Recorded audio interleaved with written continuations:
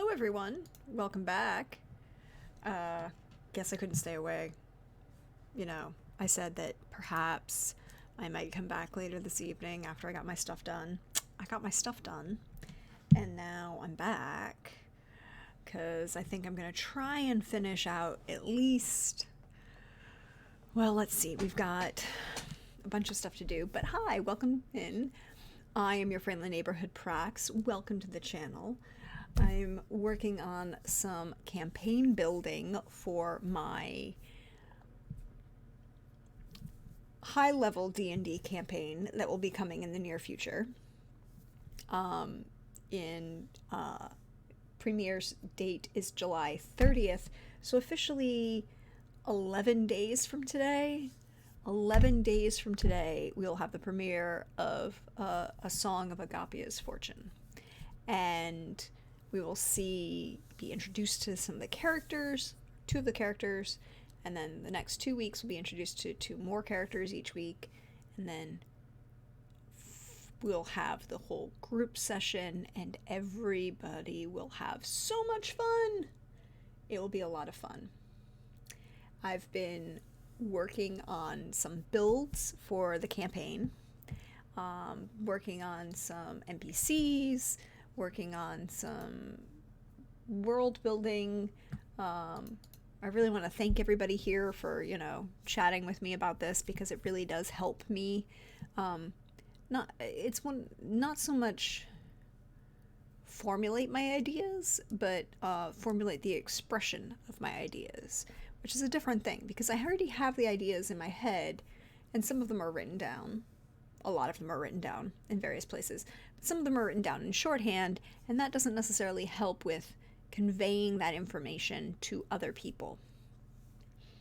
And at the end of the day, this art form, this medium that we practice of tabletop role-playing games, requires communication. It is it is the base requirement of the game, is communication, and communicating well between DM and players amongst each other, all of the above. Perhaps if you're streaming or have an actual play, podcast or streaming with the audience.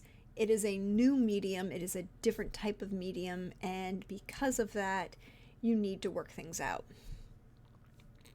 So for me, working things out has been a lot of these streams, these sessions of world building that we're working on together, working on improving each other, all the good things. I think it's been very beneficial. I hope you all are enjoying it. I know that some people are. It's been a lot of fun so far. Earlier today, so I guess we should just hop into it, right? We should just hop into it because, I'm here. You're here. That's all we need. Earlier today, we built out the NPC, the head High Druid for the Go Deleda halflings. We built out the head of the Elfrin halflings and his second in command, which leaves us over to Sekele Island and the Sekele halflings, which I think that'll finish out the halflings, and then we just have the orc tribes and Yabara, which is down here. Yoraba, not Yabara. Yoraba. Wow. My own world and names. It's complicated. So, with that said, we should start building. We should start talking about the halflings of Sekele. I need to decide on a pronunciation. It's one of those things that once I decide on a pronunciation, I will stick with it and go with it, but I have to figure it out and what I think is the appropriate pronunciation.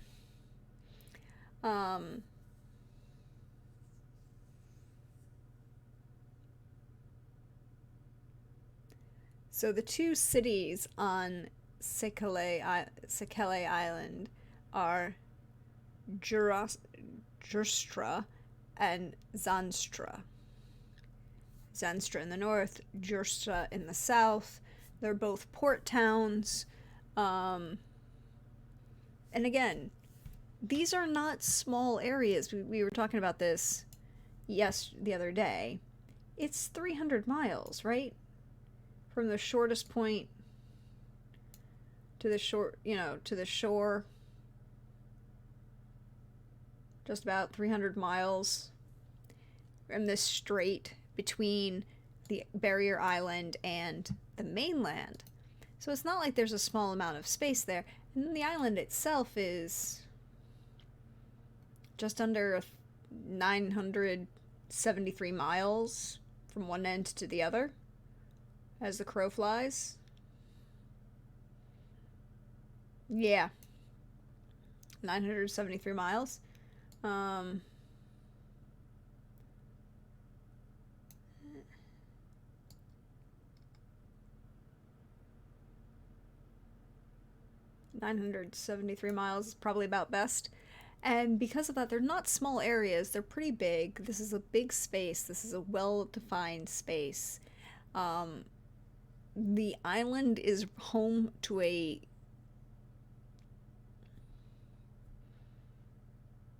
settlements of halflings. Actually, it is Sekele Island is home to only halflings. They uniquely settled the island, and no one really seemed to join them, so there are a couple other people that are on the island, but for the most part, it's only the halflings. And this is our home to our pirate halflings. Well, one says pirate, they actually say privateer, because they basically say, well, we have a permission from our government, and therefore we're right and you're wrong. But,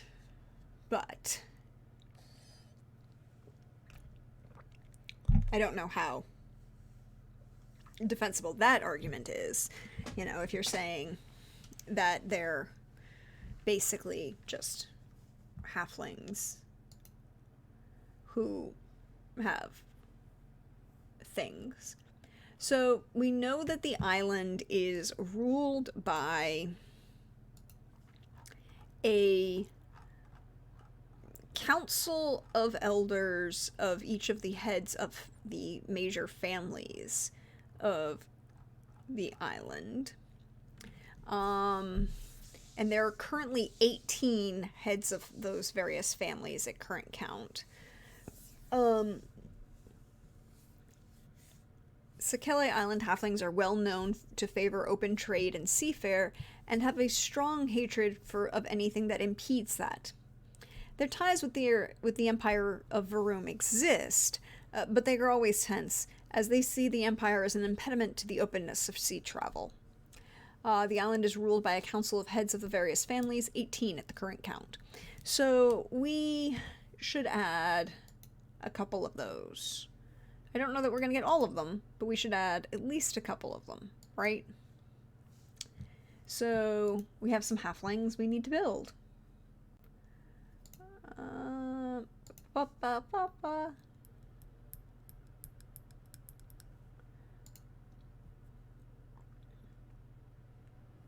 With our generic character that we've been using as our building block.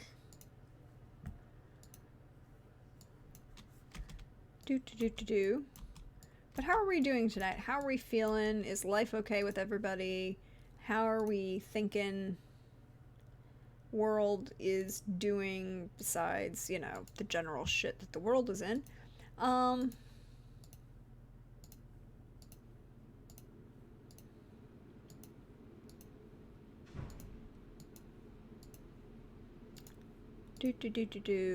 Deleting all of these things because there's no way to just mass delete things, which is sad. But, alright, so we're going to change the race and go to halfling. And we're going to build a stout halfling for... What's a ghostwise halfling?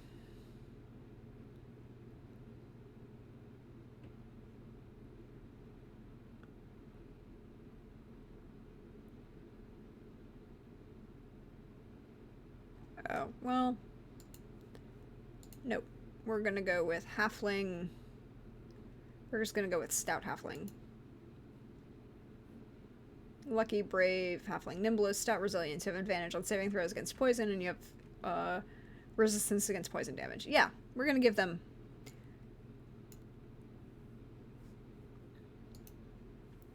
And our first halfling is actually a.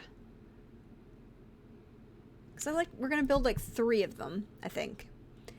To the 3 major players on this board. Well, not board. On this Council of Elders. So the first is going to be a sorcerer halfling. A level 16 sorcerer. So 16d6. Let's roll 16d6. Well, technically 15d6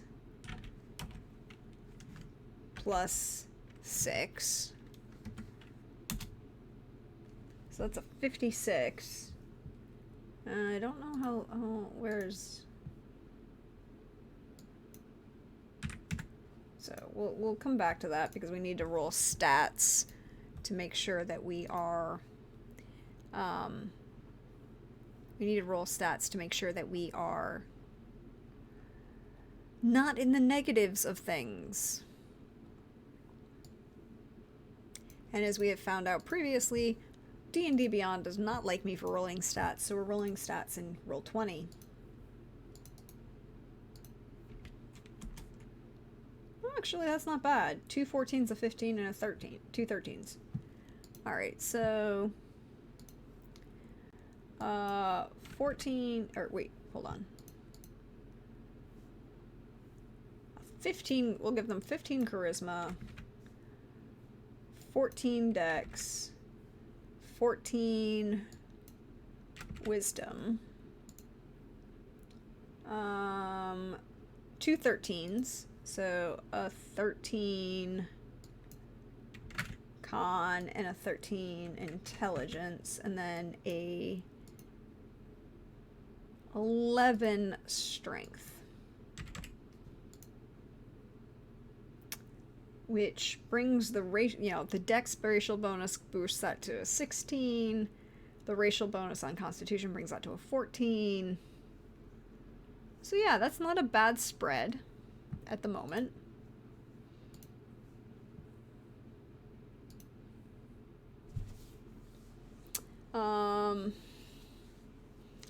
But we're below the average, and we are below the fixed value. So what we're gonna do is we're gonna bump that to 100 flat. Which, no, that goes over. Hello. We're gonna bump that to a 70 flat, and that brings us to 102, which I think is a respectable number. We're gonna change their background to smuggler, because they are. Because smugglers. And their proficiencies, we have saving throws in Constitution and Charisma. They have proficiency in daggers, darts, slings, quarterstaffs, light crossbows.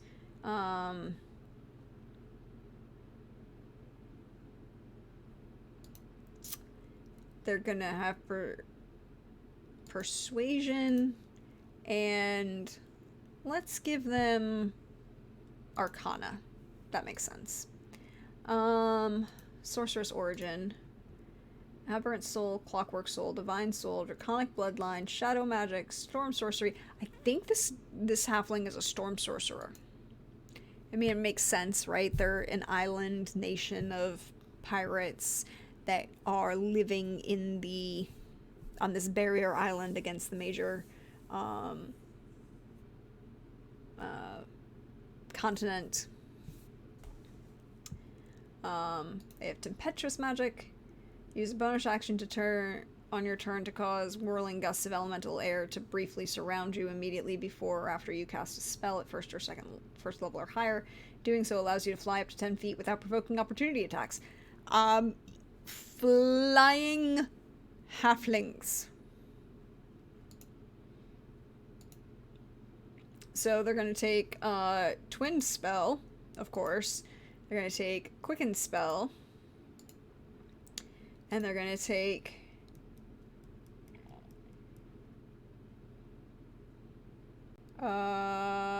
Careful or Empowered? I think we're going to go with Empowered. When you roll damage for a spell, you can spend 1 sorcery point to re-roll a number of the damage die up to your Charisma modifier. You must use the new rules. Yeah. Ooh, you can use the Empowered spell even if you've used a different meta magic during casting. That's good. Alright, so we've got 4 ability score improvements, so let's see what we want to improve first of all. We're definitely going to improve Charisma and Intelligence the first round, so that you can balance that out. Charisma and Intelligence, and that gives us 14 and 16. Oops, wrong button. And then we've got 2 more, so we're going to take another ability score for Charisma and Charisma.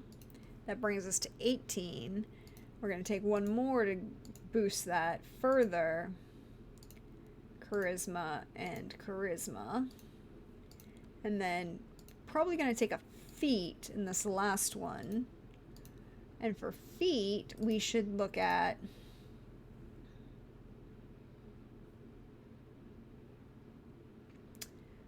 what do we think about Spell Sniper or what's Metamagic Adept? No, you don't need that because you're already a magic caster. You're already a sorcerer, so you don't need that.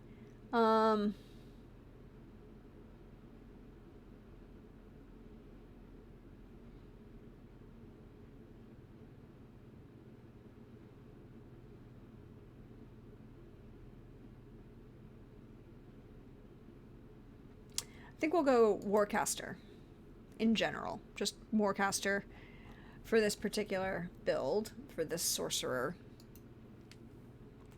So that gives us a 20 Charisma, a 14 Wisdom, 14 Intelligence, and a 14 Constitution with a 16 Dex and a 11 Strength. That feels pretty good. And then that leads to their maximum hit points at 102.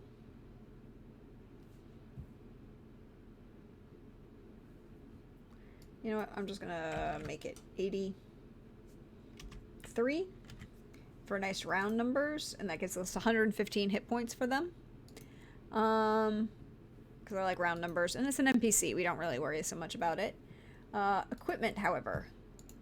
Starting equipment. Simple weapon.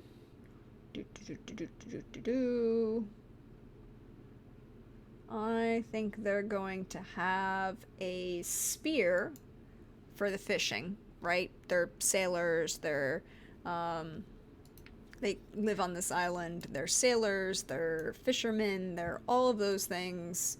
So, spears make sense. Arcane focus.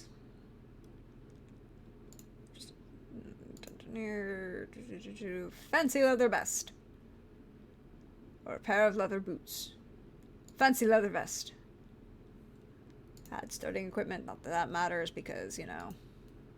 But now we get to add fancy stuff for them. So I think we need to give them some sort of armor that they're proficient in. Well, the only armor they can apparently wear is Elven Chain.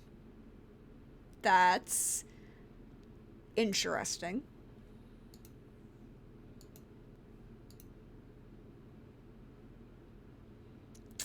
What about robes?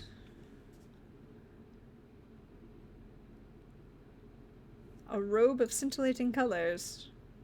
Robe has 3 charges and it regains 1d3. When you wear it, you can use an action to spend a charge and cause the gamut to display a shifting pattern of dazzling hues until the end of your next turn. During this time, the robe sheds a bright light 30-foot radius in a dim light for an additional 30 feet. Creatures that can see you have disadvantage on attack rolls against you. In addition, any creature that in the bright light that can see you when the robe's power is activated must wisdom saving throw or become stunned by the effects. I mean, that's a possibility. We could give them a robe of dazzling colors, but what about a cloak? How about a cloak of protection?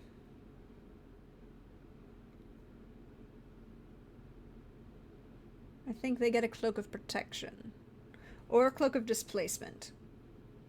Because their cloak of protection is going to give them a +1 AC, and it's +1 to AC and saving throws, versus a displacement, which gives disadvantage on all attack rolls. I think we go with the protection.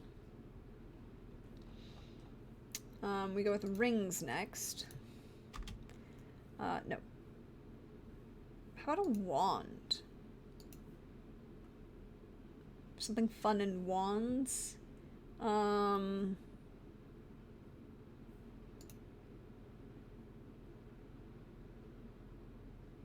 Yeah, let's give him a +2 Wand of the War Mage or Wand of Wonders. And if the effect causes you... Okay, this wand has 7 charges. While holding it, you can action to summon one of his charges. Choose attack at 120 feet from you. The target can be a creature, object, or a point in space. Roll a d100 and consult the following table.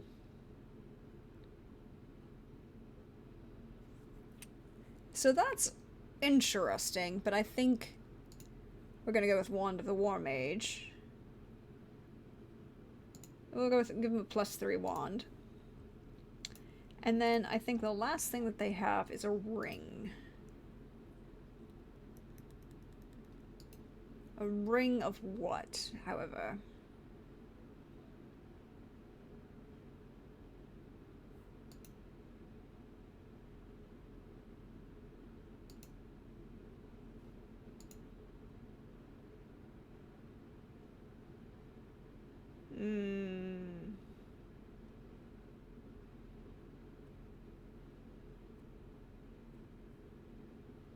Ring of shared suffering. Oh, no.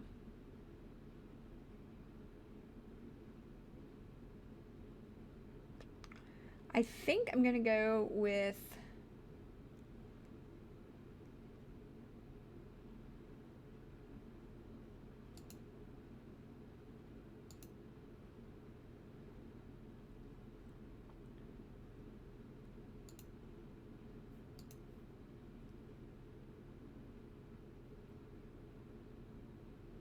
Yeah, let's go with the Ring of Protection. They have a cloak, they have a ring, they have a wand.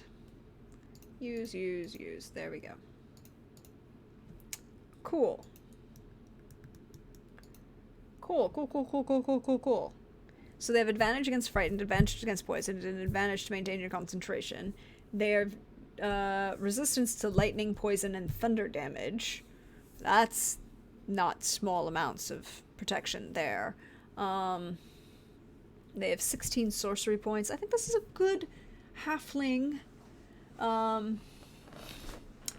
that will be attune,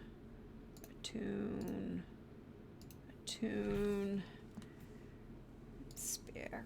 There we go. I think this will be the halflings in charge of the island. So we need a character sheet.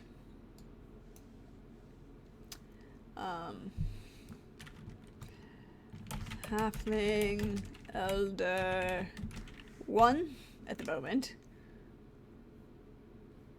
Save. Save. No, wrong button. That button. Okay. Okay. I'm moving and grooving. How are you all doing tonight? How we feeling? How's life going for you in the big city?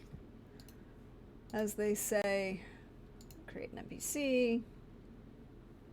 You don't have a name for them yet. I'm just gonna call them Halfling Elder 1.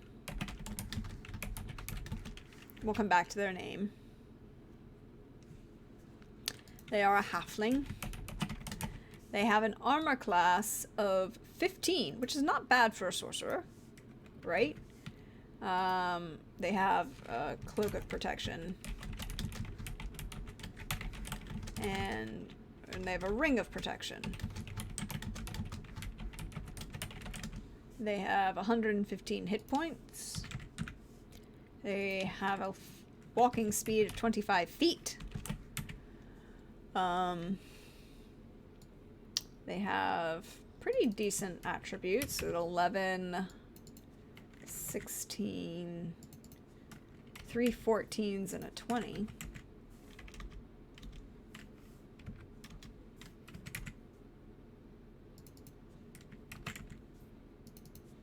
That's not bad. Saves. They have +2, +5, +9 for Constitution, +4 for Intelligence, +4 for Wisdom, and +12 for Charisma. They're very charismatic. They're not, however, that, you know, other things. +3 for +2, +7, +5.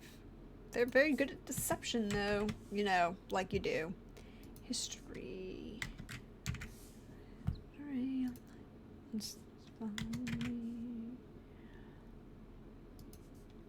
Apparently they're also intimidating for a halfling.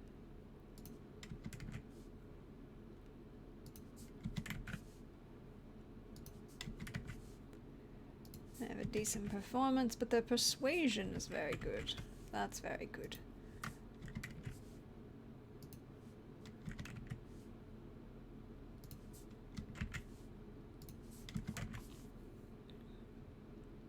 They are resistant to lightning, poison, and thunder.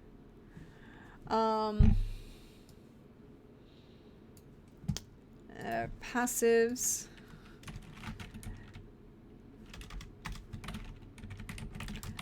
Perception is a 12. Passive investigation is a 12. And then passive insight is also a 12. They're just, all of their passive, you know, senses is a 12. Alright. Languages, they have common, halfling, and primordial. The proficiency bonus is a +5. They're spellcasting, they have bonus actions, they have reactions. They cast with charisma. Their magic modifier is +5. I need to go back and fix that. Magic caster level is 16. Spell save is 18. Cool. Very cool, as they say. Now, let's go to features and traits and see what we can get. We can start with their storm sorcerer, so they start with wind speak. Well, that just tells you have primordial, so that doesn't really do anything. There's a bonus action. Tempestuous magic. As a bonus action, you can cause gusts of winds that surround you before or after you cast a spell of first level or higher that allows you to fly up to 10 feet.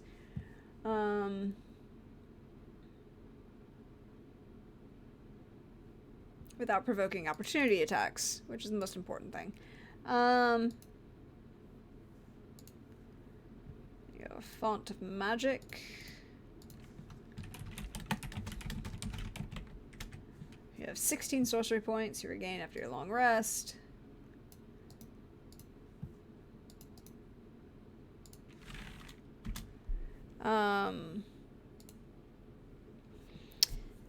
You can use your sorcery points to gain additional spell slots or sacrifice spell slots to gain additional sorcery points as a bonus action. But you have meta magic, which is important. Which is Twin Spell.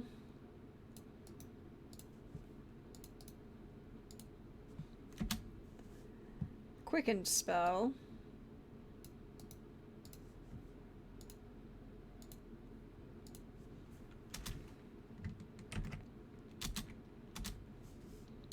And Empowered Spell.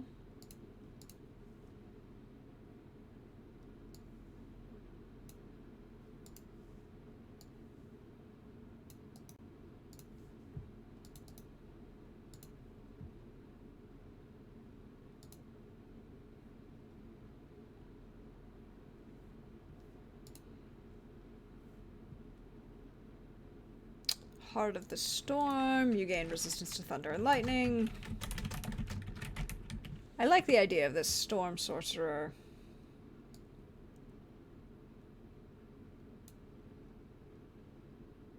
You gain resistance to thunder and lightning damage whenever you start casting a spell of first level or higher that deals lightning or thunder damage. Creatures of your choice within 10 feet of you take 8 lightning. They just take 8 damage because, you know, you're just that kind of person.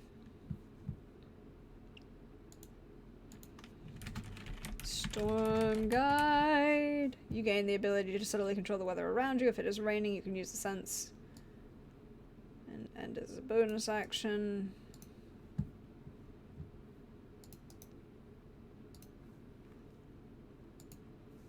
Cool.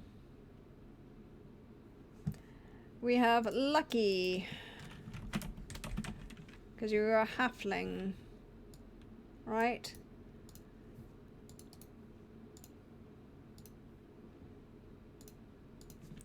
You are brave, which means you have advantage on saving throws against being frightened. Because halfling. And then you have halfling nimbleness. You can move through a space larger than you, which, you know, useful. Actually, halflings are very useful in getting in and out. Advantage against poison, and you have resistance to poison damage. So, you know, all the fun things. Do I have a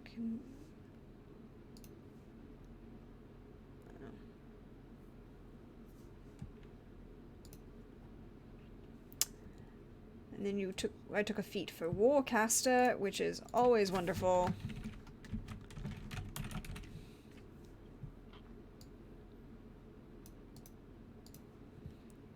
Because Warcaster is really the best feat for any casting class. We have a Wand of the War Mage +3. You gain +3 bonus to your spell attack rolls. In addition, you ignore half cover when making a spell attack. That's not bad at all. You has a Ring of Protection, right? Yes. Ring of Protection. +1 bonus to AC and saving throws while you're wearing this ring. Cool. And then you have a Cloak of Protection.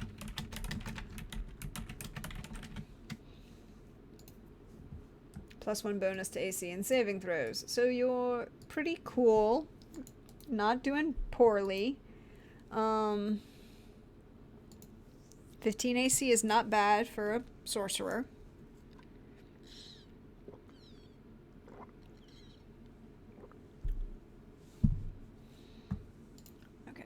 actions, reaction. Did I give Storm's Fury? No. Alright, Storm's Fury. When you are hit with a melee attack, you can use your reaction to deal 16 lightning damage to the attacker, and then you must also make a strength saving throw.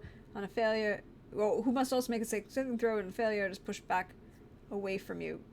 Is there a limit to how many times you can use that? No, you just do this as a reaction. It's one of your standard reactions. That is pretty dope, actually. You don't have a limit to the number of times you can do that.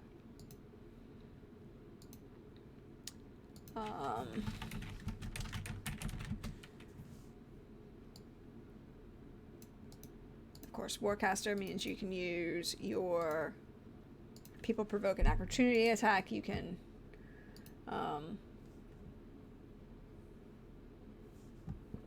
use a spell.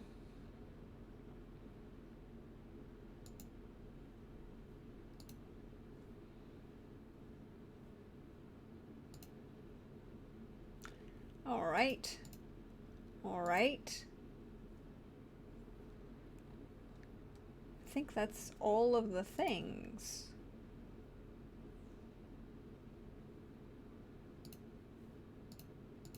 That's all the things I need to use for this character, but I need to decide then about a name, right? We have to pick a name. And Sekele halflings are based on Frisian names, so... Oh, Hawkeye, welcome in! Thank you for that raid! I appreciate you. How was your stream tonight? What were you playing? Give him a shout out. Oh, you're doing the Elder Scrolls. That's right. Tonight was Elder Scrolls. Welcome in. We are continuing our builds for our NPCs. We're working on our Halfling Elder, who is one of the 3 Halfling Elders we're making from Sekele. We need a Frisian name. And I think female.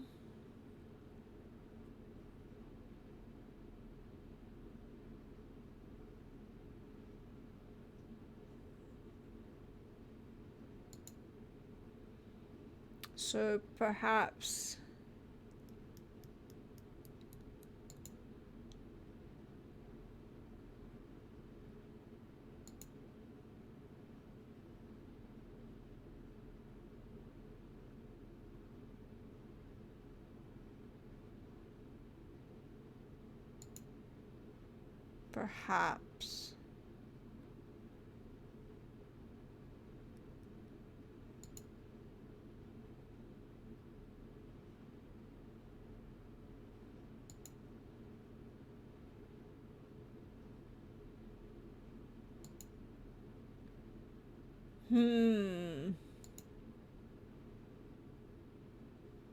I like Enic.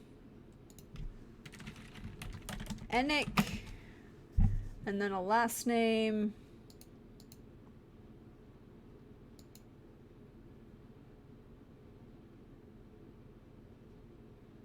Vanderhoek. Enic Vanderhoek. Yes. I like that. And then...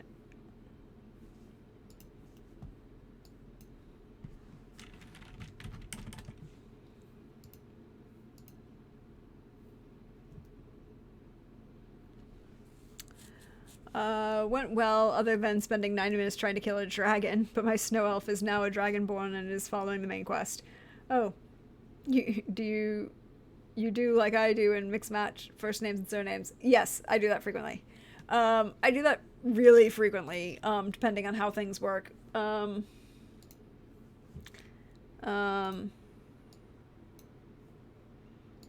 lots of reasons, you know.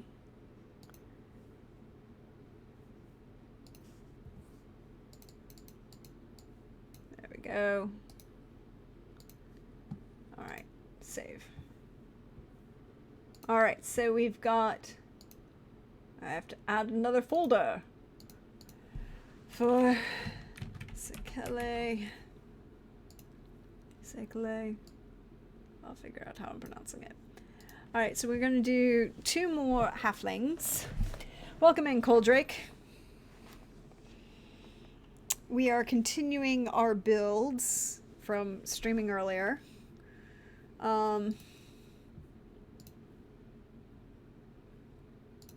We're going to get rid of that part. We're going to get rid of this part. We're building the 3 most famous, I guess, of the Halfling Council on Sekele. Because there's a total of 18 of them that represent each of the major families. So we did 1 sorcerer.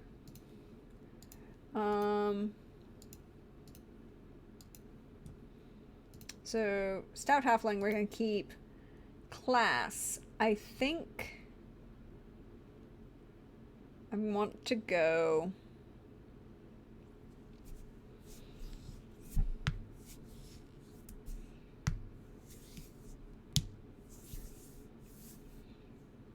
So I think it would be to balance, you know, at least a representation of, like, the 18. There's going to be 1 sorcerer who's an arcane caster. And then we're going to have a divine caster, which I think is going to be a cleric. And then the 3rd one is going to be a non-caster. Probably a barbarian or a monk. A barbarian or a monk. So let's go cleric. So this is for the 2nd one. Let's roll those beautiful dice for the character stats, because yeah, no, those are not great. Those are good. We'll re-roll that that 8 and that 9. 6. So 18, 15, 14, 18, 17, 15, 14, 13, 9. Cleric, so 18,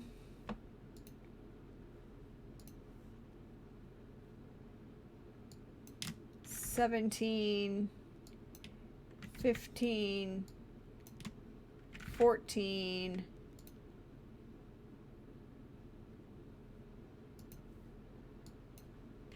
13, no, I'm gonna dump stack charisma this time, not put the 13 in strength. They are not charismatic for all that they are a cleric. And then that gives us some good stats there. Actually, what we can do if we want to be min-maxing. Yeah, we do it that way.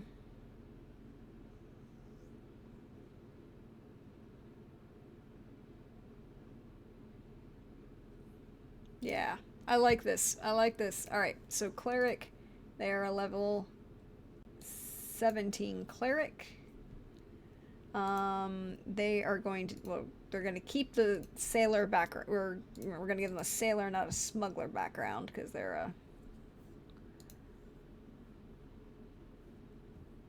you know, they're a cleric, not the sorcerer. So we're going to take insight and religion. Now, what do we think? Do we think Tempest Domain? I think Tempest Domain makes sense. A dedicate of Tamandra of the Lady of the Waves. Yeah. Tempest Domain, dedicate of Tamandra of the Waves. Martial weapons and heavy armor. Wrath of the Storm. Also, at first level, you can thunderously rebuke attackers. When a creature within 5 feet of you that you can see hits you with an attack, you can use a reaction to cause the creature to make a dexterity saving throw. The creature takes 2d8 lightning damage or thunder damage, your choice, on a failed save, and half as much on a successful one. You can use this feature a number of times equal to your wisdom modifier, a minimum of once. You regain all expended uses when in long rest. It's like, yes, I can... It's like Hellish Rebuke.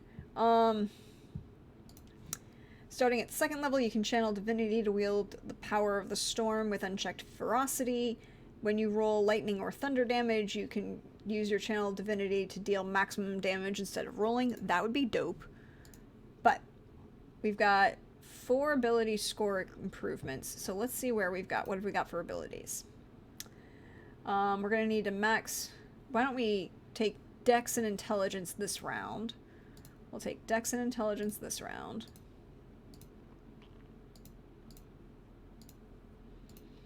Next one, we just do Wisdom.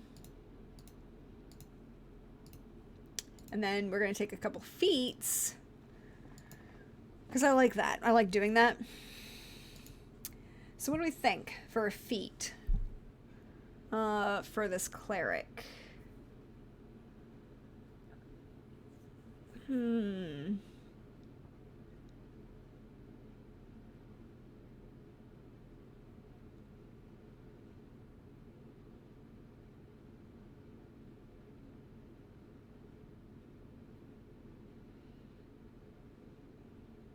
Yeah, the Tempest is the weather controlling cleric. Yep.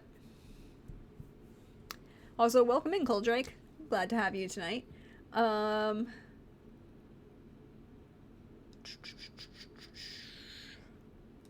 thinking...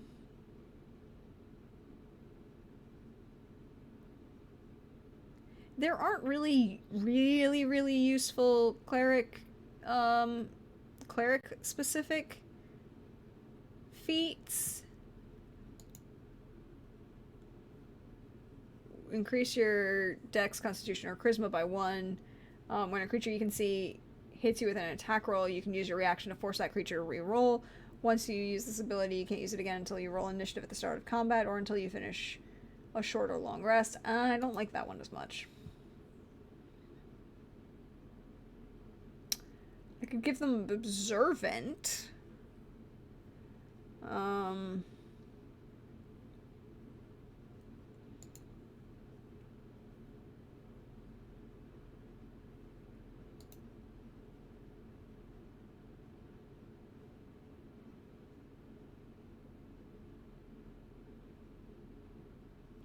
I think we'll go with Mobile. Oh, they're not really, it doesn't make sense as much for them. Mobile. We could go, well, we're gonna go with Warcaster, because Warcaster. And then for the last one, oh, it's a halfling. Stout halfling. We're working on the 3 main representatives of the Council of Elders for the island of Sekele. We did the first one, which is Enoch Vanderhook, and she is the a sorcerer. She is sorceress. She's a storm sorceress, cause pirate halfling island. Yeah, it is about. We could go Bountiful Luck on the last one. Bountiful Luck does make sense for a cleric. Okay. And then we'll roll HP.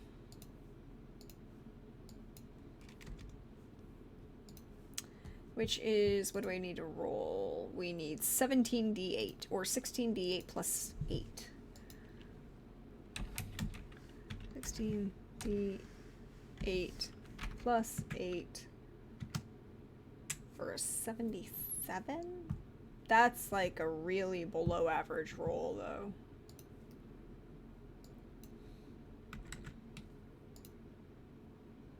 Yeah, so if we make it 87, that's still below the total fixed. If we make it 97, It's 131. What if we make it a nice even 100? Because it's 134. I like, you know, we'll make it 101. Because it's an NPC, so it doesn't really matter if we're manipulating the details. And then that abilities leaves us with a 20 in wisdom, an 18 in intelligence, an 18 in dex, a 14 in strength, a 14th in con, and a 9 in charisma. Yeah, the second chance forces the attacker to reroll, but you can only use it once, as opposed to we went with lucky, which you bountiful luck, which you can just use as much as you want, as long as you know, are willing to give up your own lucky issue. All right, equipment. I think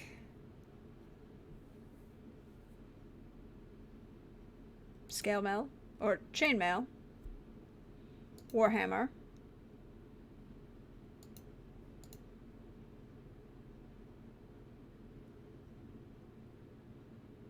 mace, just all the mace, and amulet.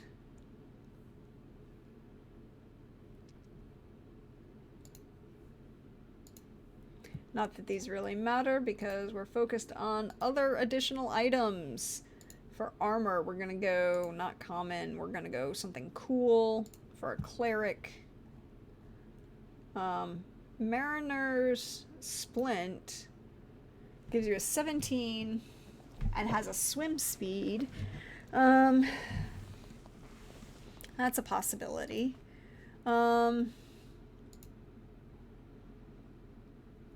Mithril plate.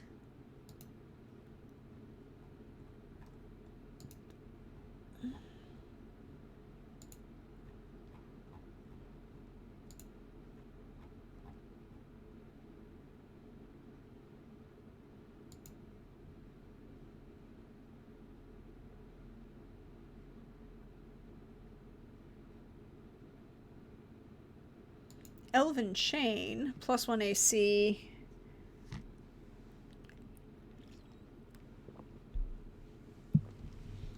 Their dex is pretty high. They could go Elven Chain. What's Dragon Guard? +1 AC. Yeah, no. It's just protection against dragons.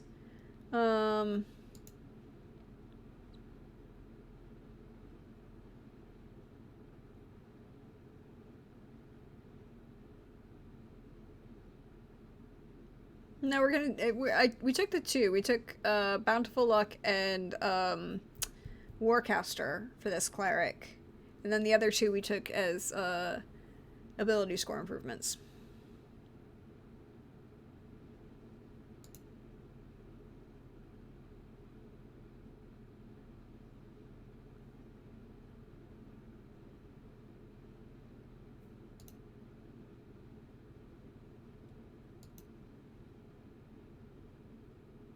So I think I'm going to give them +2 scale mail or +2 splint. I think +2 splint. Because it really doesn't, you know, they're a cleric, they're not going to be hiding. That doesn't matter. I think we give them a rod. What kind of rods do we have?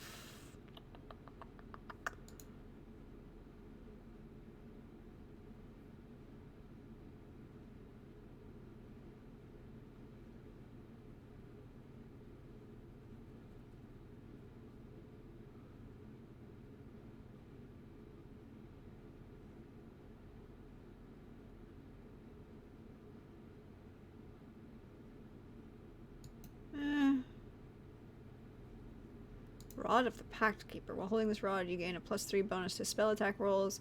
It's DC for warlock spells. Oh, well, never mind then.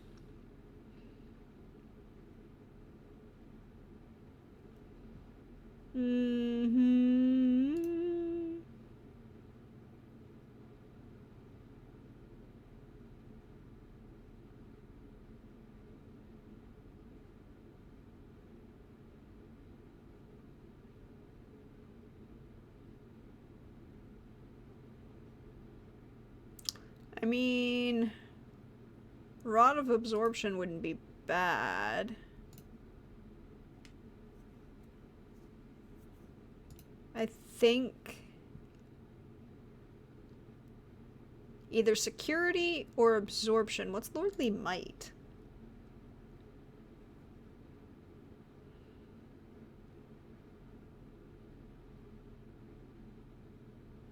Yeah, no. Let's go with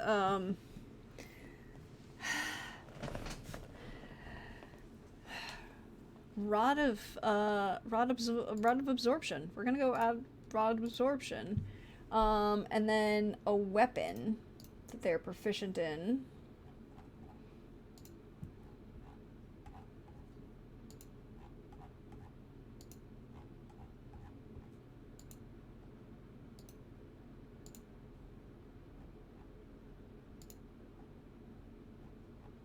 Something fun, right? We want to give them something fun. A Mace of Smiting. Gain +1 to attack rolls. Bonus increases to a +3 when you use the mace to act a construct. When you roll a 20, the target takes an extra 7 bludgeoning damage or 14 bludgeoning damage if it's a construct. I mean, it's only... We should just look for maces, right? We'll give them a nice mace. A rod and a mace. They're not worrying about shields. A Mace of Disruption. When you hit a fiend or undead with this weapon, that creature takes an extra 2d6 radiant damage. If the target has 25 hit points or fewer during... maybe not a Mace of Disruption, perhaps Mace of Terror. This weapon has 3 charges. While holding it, you can use an action and expend 1 charge to release a wave of terror. Each creature, your choice from a 30-foot radius, Wisdom saving throw, or became frightened of you for 1 minute. While it is frightened in this way, a creature must spend its turn trying to move away from you. I mean, that could work.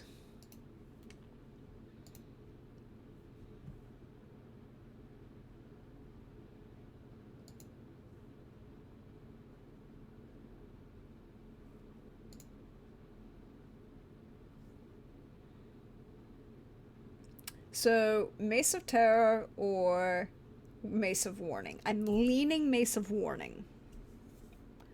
I think Mace of Warning works. Advantage on initiative.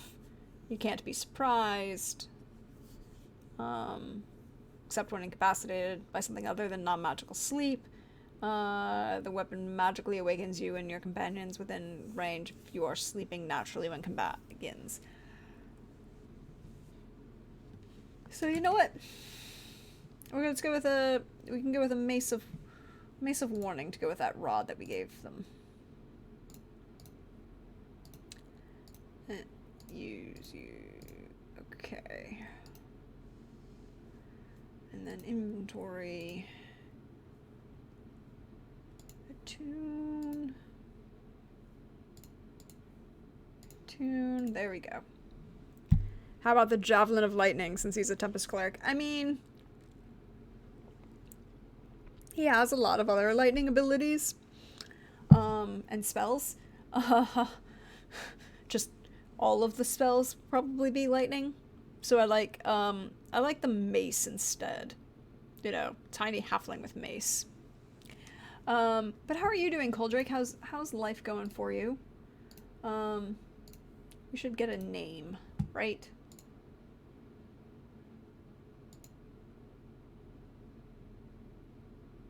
Ooh, Pilter. I like Pilter. Pilter van de Velde. Pilter Mulder.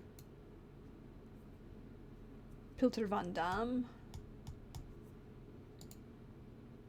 Pilter de Graft. No.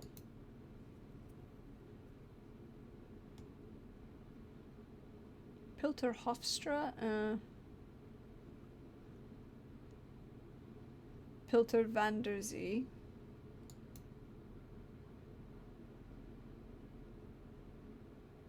Goslings.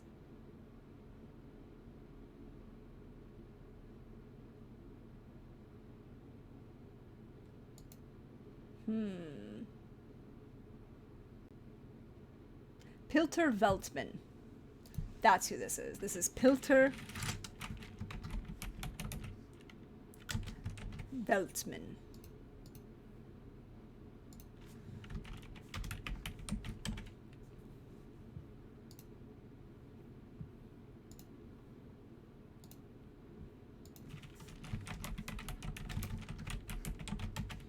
They are a halfling.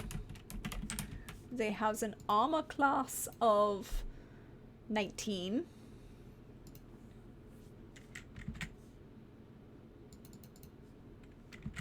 Because they has, what do they have? They have +2 splint.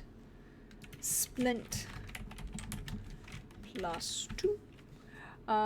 They have 135 hit points. Why am I doing it the hard way? I'm going to do it this way. Fair, you spent 5 hours working in the yard and then I just got too darn hot. Yes, it did. Too darn hot.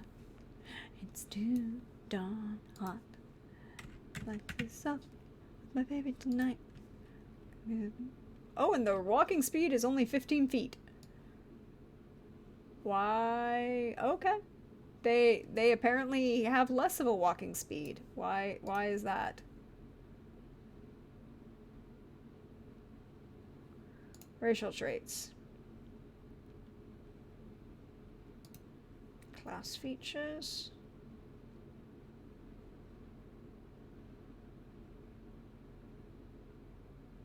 Oh, they also have a flying speed. So there's that. But I don't know why they have a lower walking speed.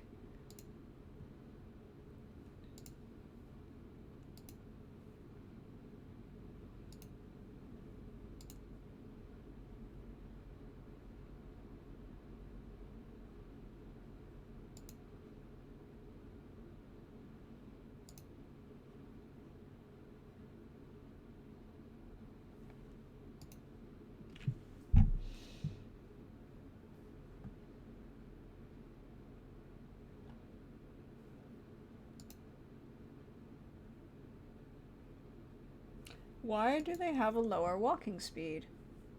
I'm very confused. Should be 25.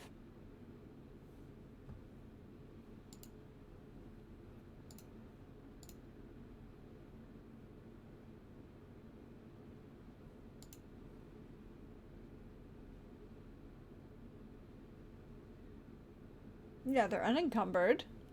Very confused. Very confused. Well, it doesn't matter. I'm going to give them 25, and they have a fly speed of 25.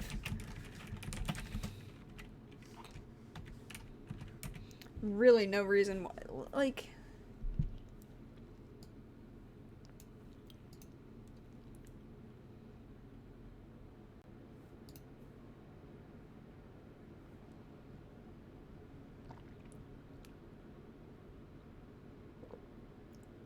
Your base walking speed is 25 feet. Okay. Ghostwise halfling, Lightfoot halfling. Yeah, they're... Stout halfling. There's no reason for them to have a 15-foot walking speed. Yeah, but the armor doesn't slow them down. It doesn't say that. It just says it gives a disadvantage on, stealth rolls. And then on top of that, they're not encumbered. Because they have a +2 strength, so they're not currently encumbered. Right? It would tell you here that they're unencumbered.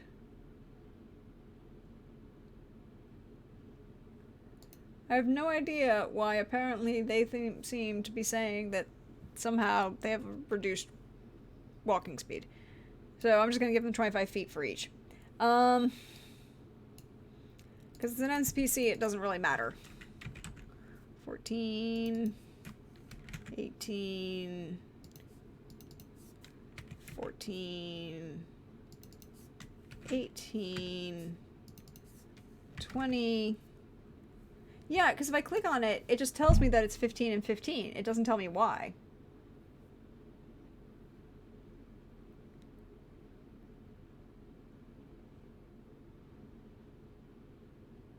It's giving me rules for jump and long jump and high jump, but it's not giving me, like, I could customize it.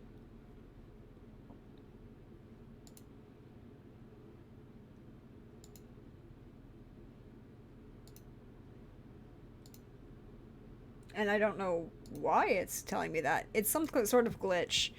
It has to be a glitch in D&D Beyond, because there's no reason for that to be such.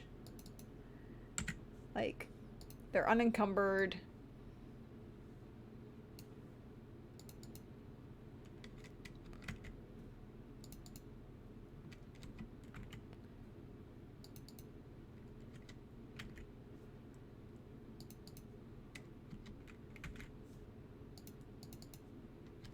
There's no reason for that to be so. So, you know what? They have 25-foot walking speed and a 25-foot fly speed. Fine. Their spellcasting, have bonus actions, have reactions. They use wisdom as their spell. And they are a level 17 cleric.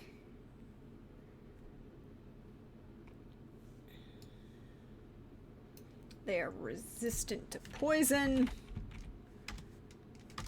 Poison ivy. Yeah, I can't figure that out, so whatever.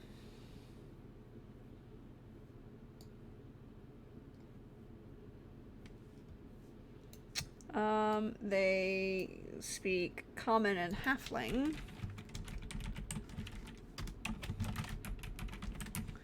They have passive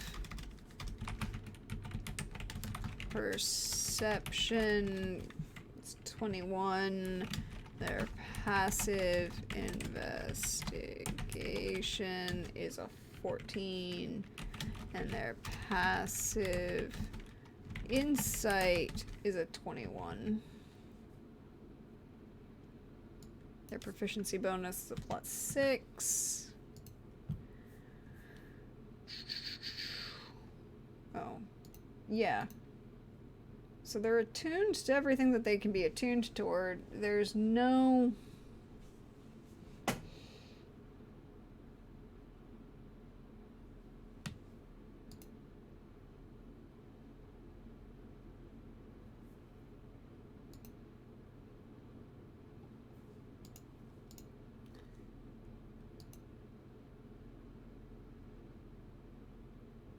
So it's saying here that there's a strength of 15 requirement for the splint.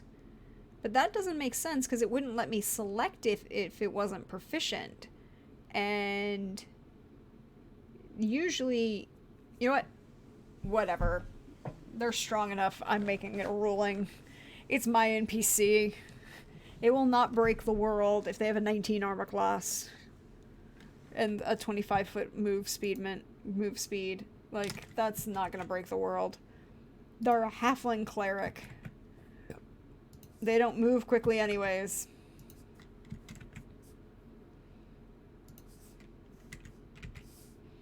They also cannot lie for anything. Because, you know, they're not charismatic. I could bump the strength to 15. Let's see what that does, right? Let's see if that does anything.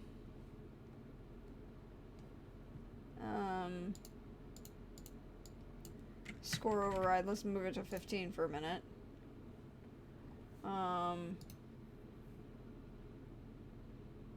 Okay, so that's what it is.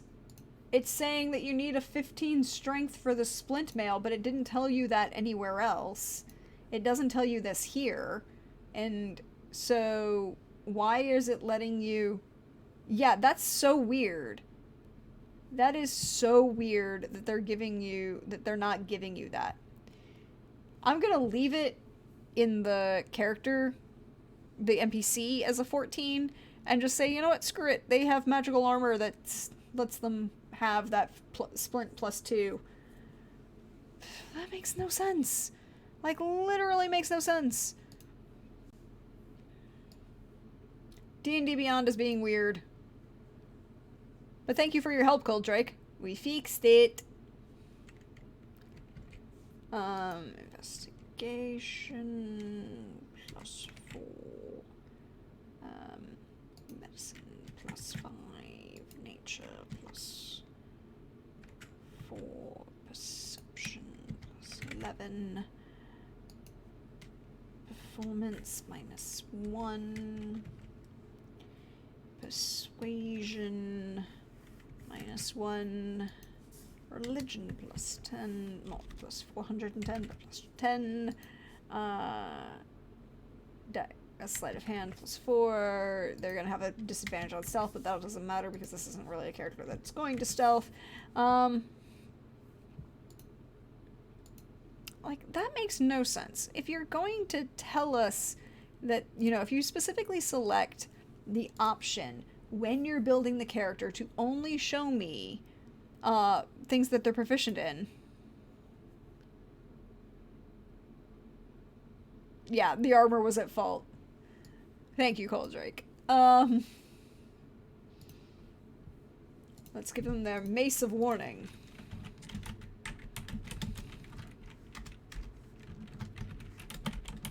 Not that, you know.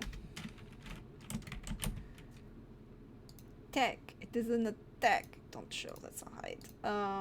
It's a melee. It is 5 feet.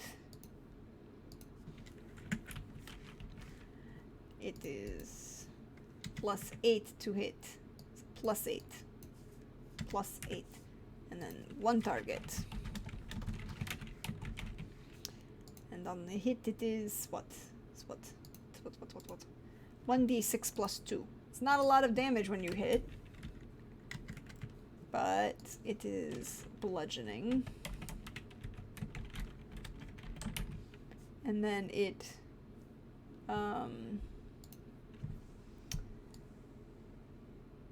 magically awakens you. And you have advantage on initiative because of it. So, you know.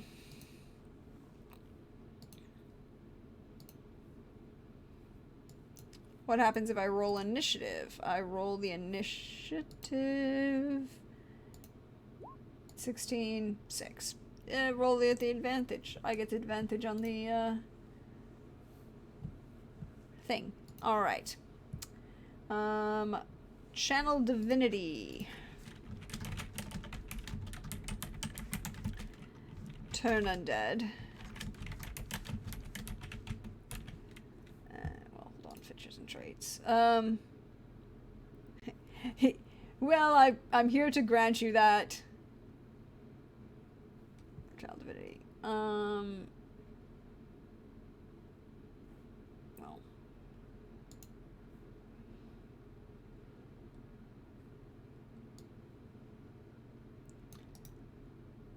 Copy. They get Turn Undead.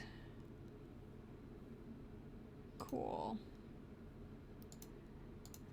Channel Divinity. Destructive Wrath. You can use your Channel Divinity to deal max damage on lightning or thunder damage instead of rolling. That's not bad at all. And then you can destroy undead. At this point, it's everything under level CR4, right? Yeah, CR4 or lower.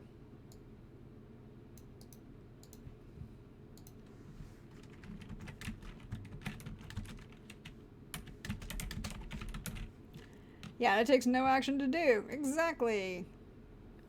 I just turn you undead and then I murderize you all.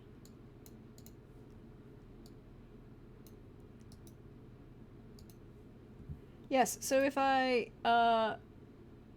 deal a Thunderbolt Strike, if I deal lightning damage,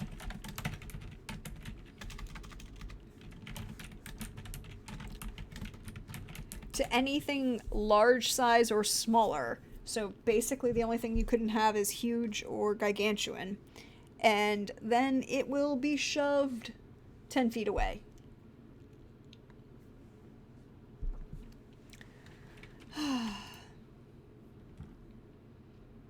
Divine Strike.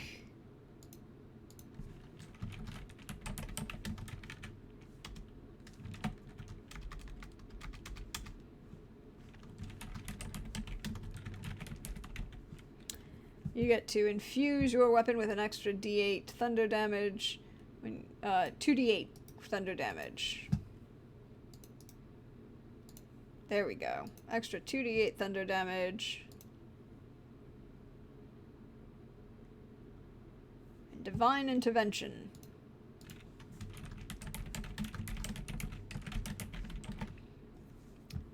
Hi, I can pray real hard and mayhaps God will like me and just do what I want. And you're Stormborn, so you have a fly speed.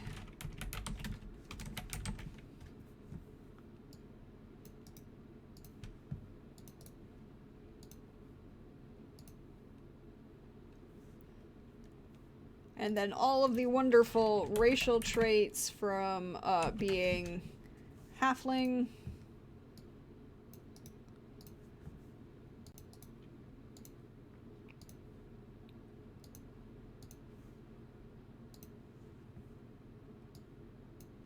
Advantage on saving throws against being frightened.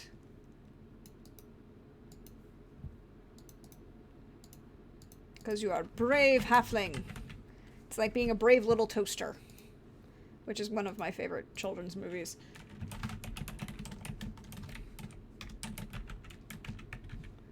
Before there was Toy Story, there was the brave little toaster. I'm just saying. And one of them was better.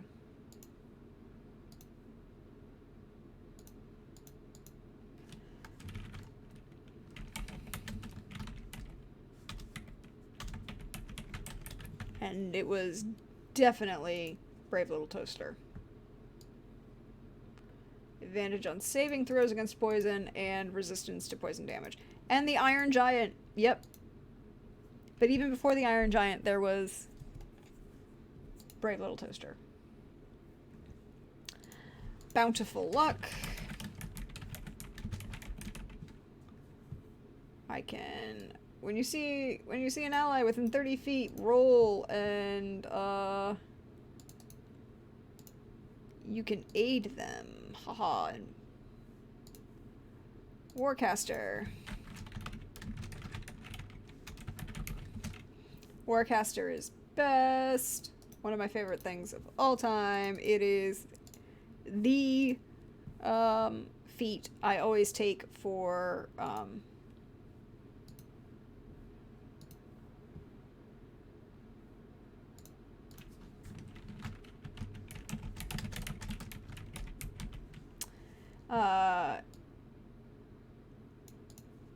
it's the feat I always take for my spellcasters.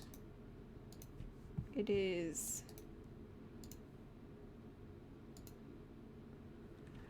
Also at first level, you can cast a Thunderous Rebuke at attackers. When a creature within 5 feet of you hits you with an attack, you can use your reaction to cause the creature to make a dexterity saving throw.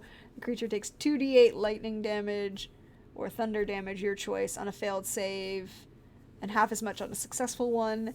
You can use this feature a number of times equal to your wisdom modifier, so 5. You regain all expended uses. Alright.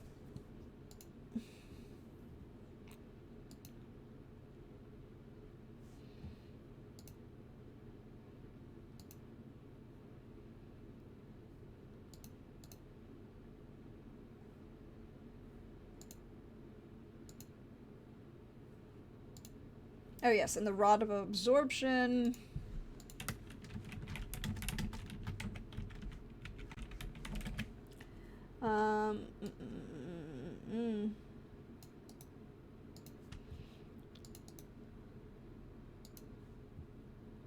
The Wrath of the Storm reaction could then add in your special for doing lightning damage on top of that? Yes. Yes, you could, if that's what you wanted to do.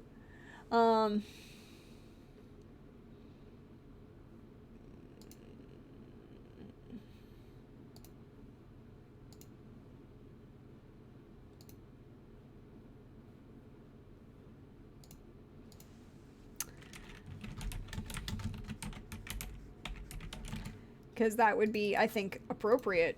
That would be a thing that you could do. I would rule it that way.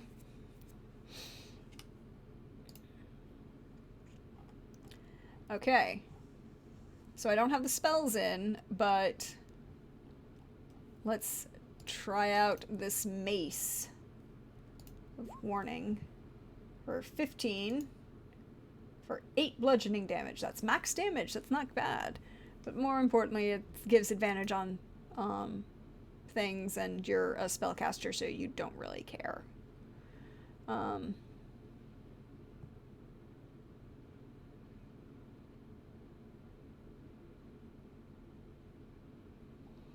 So, that means we have done 2 out of the 3. Enik, Vanderhoek, and Pilter Veltman. And now the third is a martial class, and that's the balance of the 18 heads of family. There's one martial, one arcane caster, and one divine caster. It, is a balance for the island. But we need a new one. So then I guess the question is, we did 1 female divine soul. We did 1 male cleric. So do we do a female martial class or a male martial class? What do we think? What do we think?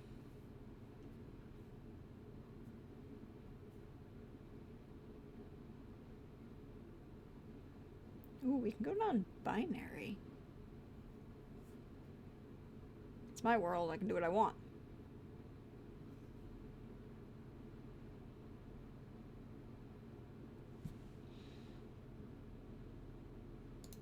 Yeah, how about a non-binary?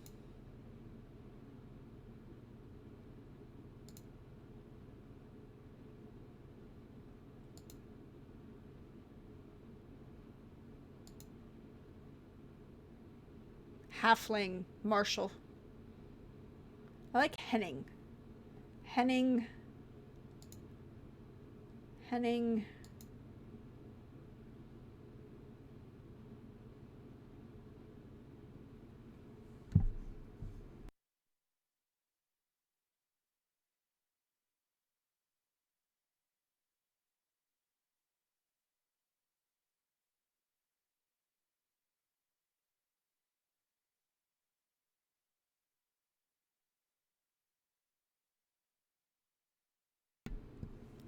Thank you very much.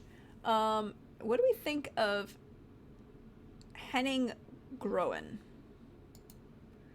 Or Henning Visser? No.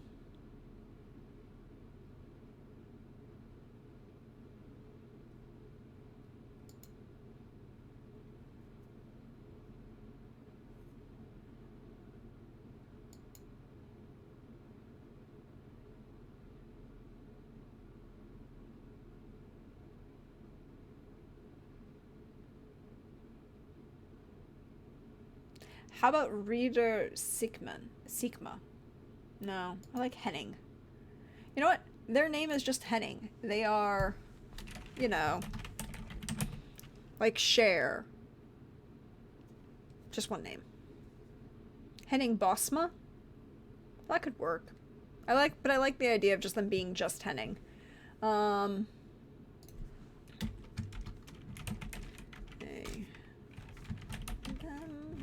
There we go.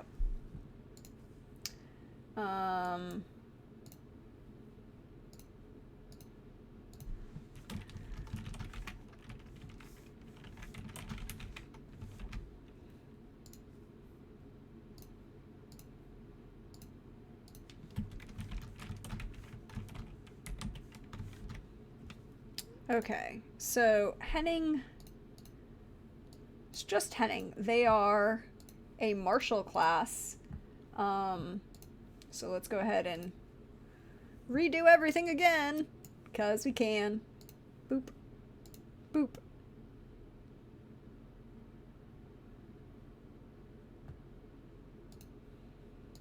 We're not threatening small children with Henning.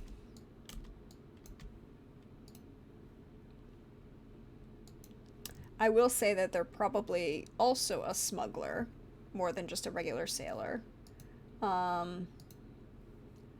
Class, we got rid of race. We're going to change the type of halfling they are, though. They are going to be... Do we go ghost-wise? Nah.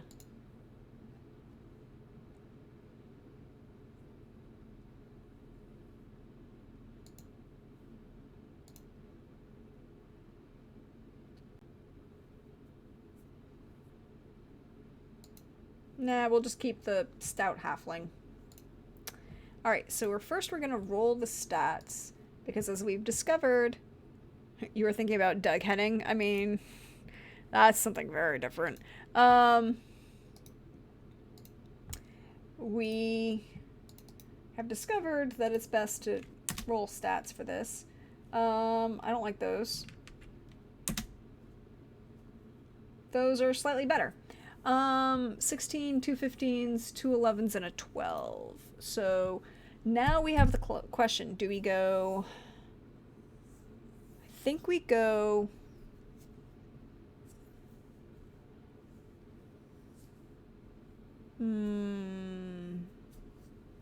How do we go? Are they monk, barbarian, fighter? We've done a couple straight fighters recently. So why don't we go... Barbarian.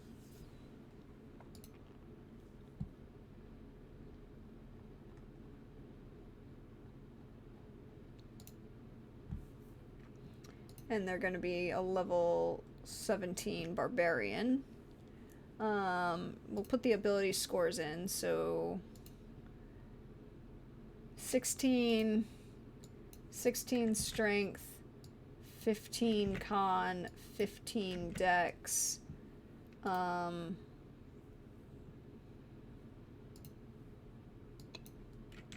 wisdom, 11 intelligence, and 11 charisma. What do we think about that? I think that works. No, they're not a magistrate bard. They're a barbarian. Because we already had one arcane caster in the sorcerer. So it's about the ruling council on Sekele is a balanced among the heads of families, but there's 18 heads of the families, and you know there are 6 arcane casters, 6 divine casters, and 6 martial. Is how they're balanced. So this gives us... Oh. There we go. Yeah, so that gives us 16 strength, 17 dex, 16 con, 11 intelligence, 12 wisdom, 11 charisma.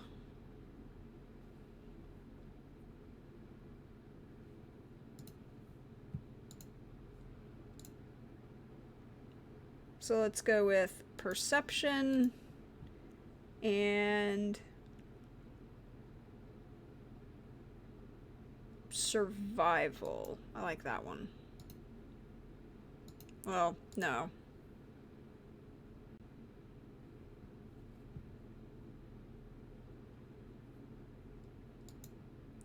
You were thinking of the female warrior general in Wakanda? Well...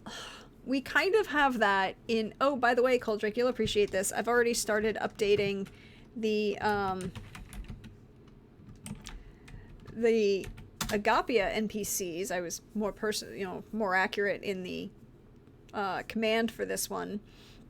You'll see that Queen Zakia is... Because we made Queen Zakia, and Zakia is, for Walaba, the Ranger Barbarian combo that we did for her, that one. Yes, the NPC Rolodex has begun. Alright, so Primal Path. I mean, do we just keep going Storm straight across? Because, like, we did the Storm Soul Sorcerer, the Tempest Cleric, and then I think the Storm Herald Barbarian. I think that's where we're going to do with this, just to keep on the theme, because I can. And I'm embracing a theme at this point.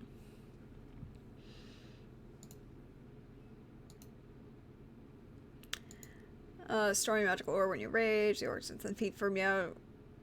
What balances storms? More storms and tides. Your aura has an effect that activates when you enter your rage, and you can activate the effect again on each of your turns as a bonus action. Choose desert, sea, or tundra. Well, duh, the answer is sea. This effect, you choose one other creature you can see in your aura. The target must make a dexterity saving throw. The target takes 1d6 lightning damage on a failed save, or half as much on a successful one. The damage increases when you reach certain levels in this class, 2d6. So by this point, it's 3d6 from just your aura. Okay, so we're going to have 4 ability score improvements.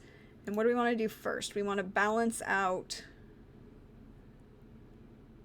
I think 2... We're going to need...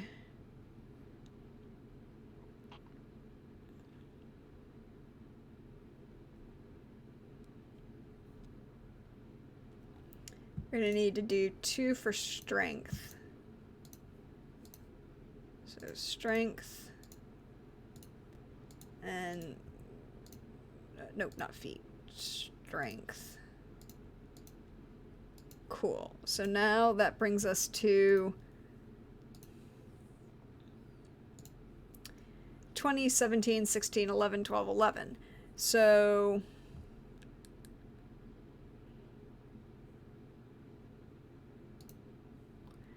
we've got space for 2 feats left. I think we take a feat.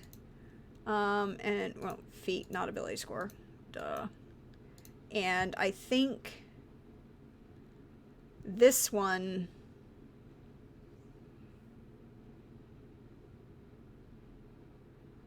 Do we go Great Weapon Master?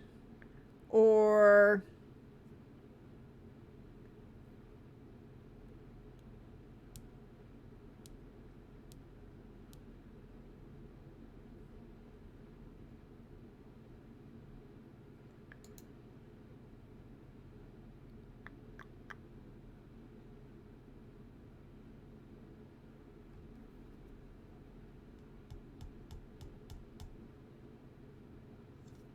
No, I think we go Great Weapon Master or Mobile. Do we go Mobile on this Barbarian? Speed increases by 10 feet. You can take the dash action to make a melee attack against a creature. You don't provoke opportunity attacks when they hit for the rest of their turn, whether you hit them or not. You can go Mobile.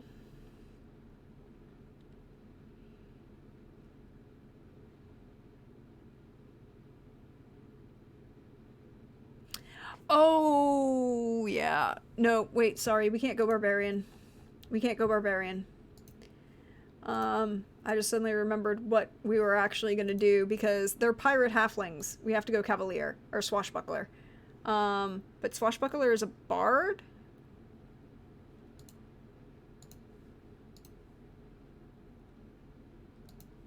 Swashbuckler is a bard, right?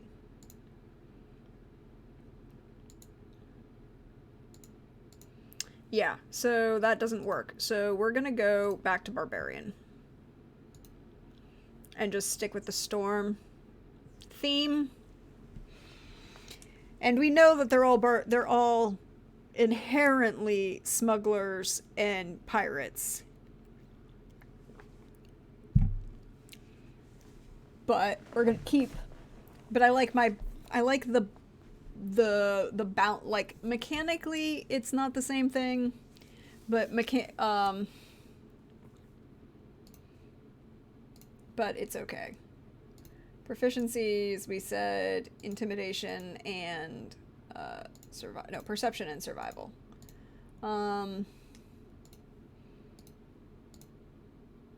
Storm Herald, Sea. And the first 2 are strength.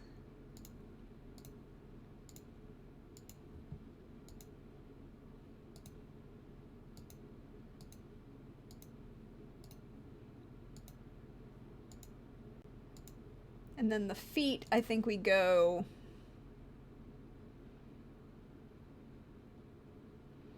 Do we go tough and then mobile, or perhaps... What's squat nimbleness?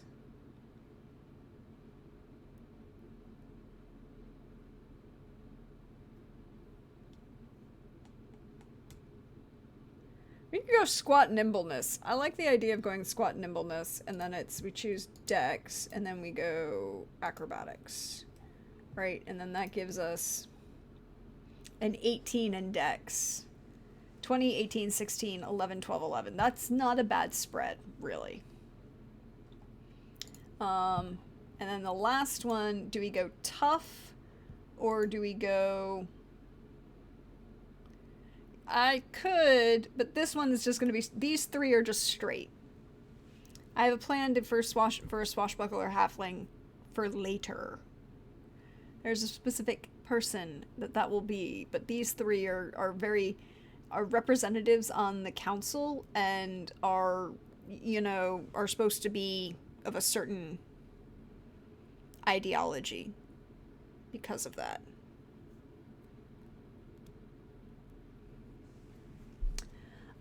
So we're gonna go feet. Do we go...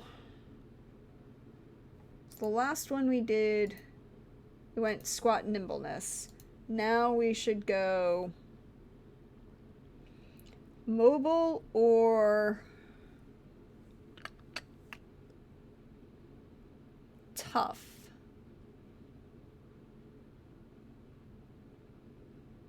I think we go tough.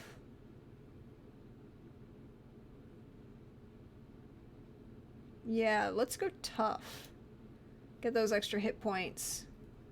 And then roll 17d12. 16d12 plus 12. 94. That's not a great roll. Let's try that one more time. 121 is a lot better.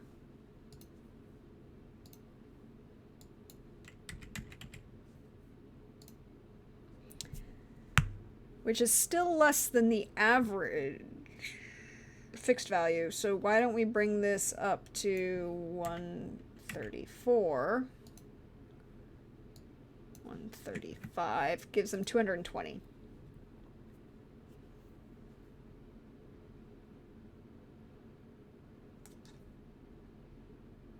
Mm. 140 gives them 225. I like that number. Let's go with that number.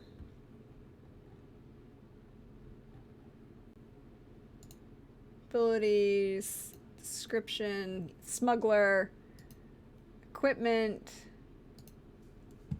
remove. Yeah, 250 puts you in the mid-range. I would probably even possibly, but that's the thing is, like, if they actually end up fighting them, that's a different question.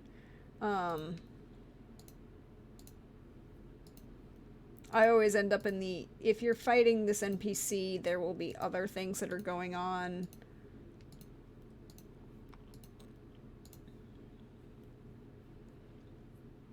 Starting equipment.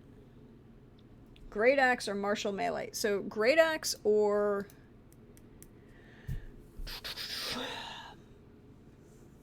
Is it bad that I almost want to give them this halfling like a Morning Star or ooh, Trident? Trident.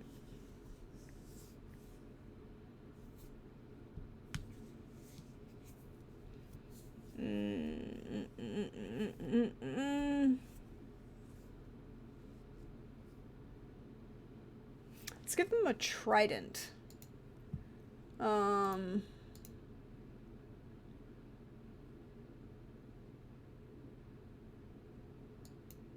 Yeah, one of the other ones uses a trident, you're right. No, there's a glaive. And... Saling, no. Cortel is a glaive. Yeah, he has a glaive of warning. Tenerique has a rapier.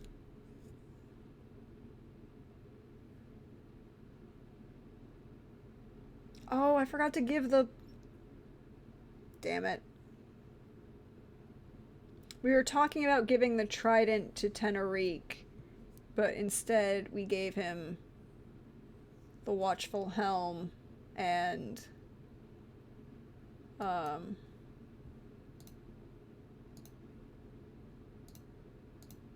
then Adama has Polemaster. No, he's just a straight up fighter. And I didn't give any magical items except the +1 plate to Adama.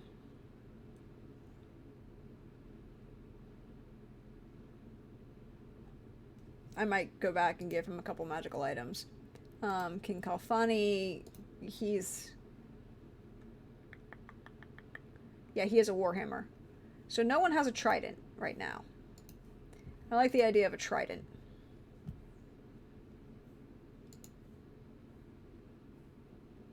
And 2 hand axes. Tiny halfling with a trident that's probably significantly taller than they are. So trident... Do we give them the +3 trident? Or... vicious?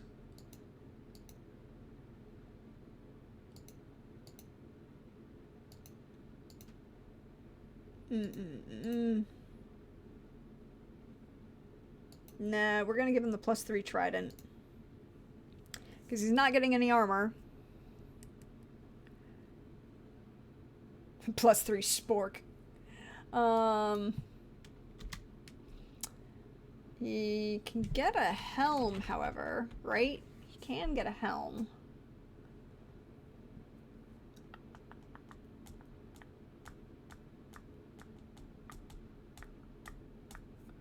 I mean...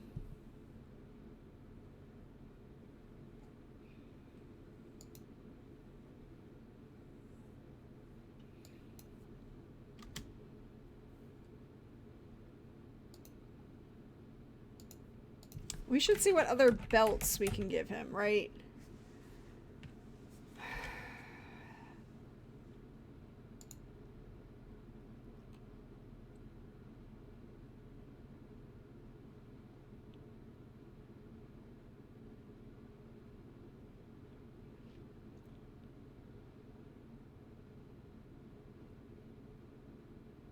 No, we're gonna give him a belt of Dwarven kind. But we're going to tweak the resistance he's going to get from it. Because technically he already has resistance for poison for being a stout halfling. But we're going to give him a belt of Dwarven kind. Because I want that. Like, tiny halfling. Massive beard. And then... a ring, right? That's the last one we'll give him. No, the belt of the Dragonhide belt is a monk item. Interestingly enough. He couldn't use it.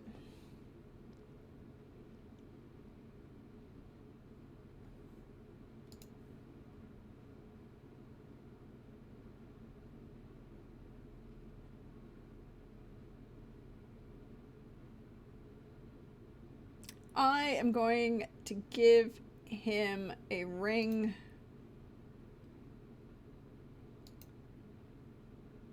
Hello, Crit. Welcome in. I could give him a ring of swimming. Give him a swim speed of 40 feet. For our halfling pirate barbarian. I almost want to do that. We should do that. Yes, we're doing that. Done.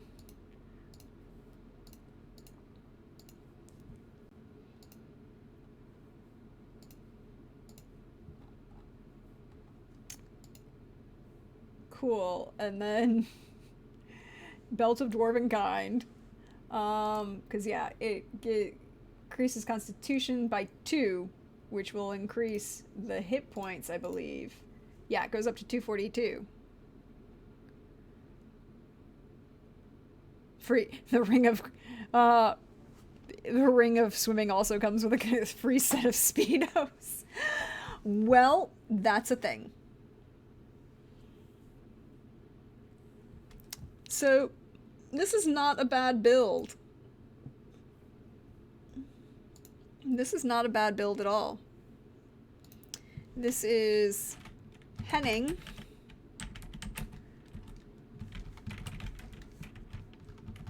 And they are a halfling barbarian. And their armor class is an 18. That's not a bad armor class for a barbarian. Their features and traits.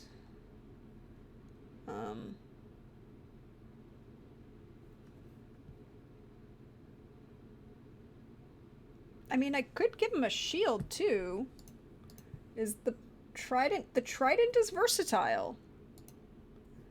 Trident is versatile. So I could give him if I give him a shield. Wait, hold on.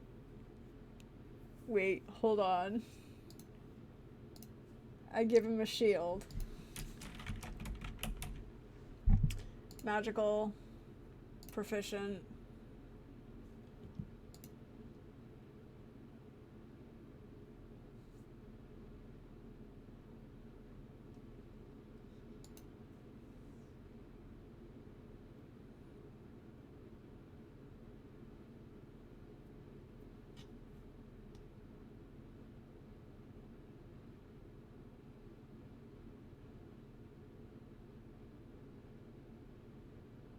Oh yeah, here we go.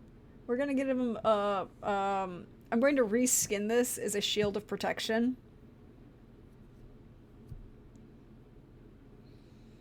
That's fine. Gonna give him the Pariah's shield, but it's actually a shield of protection.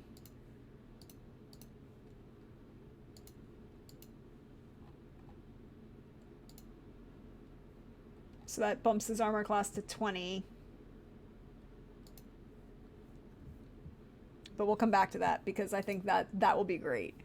So now he has a trident and a shield.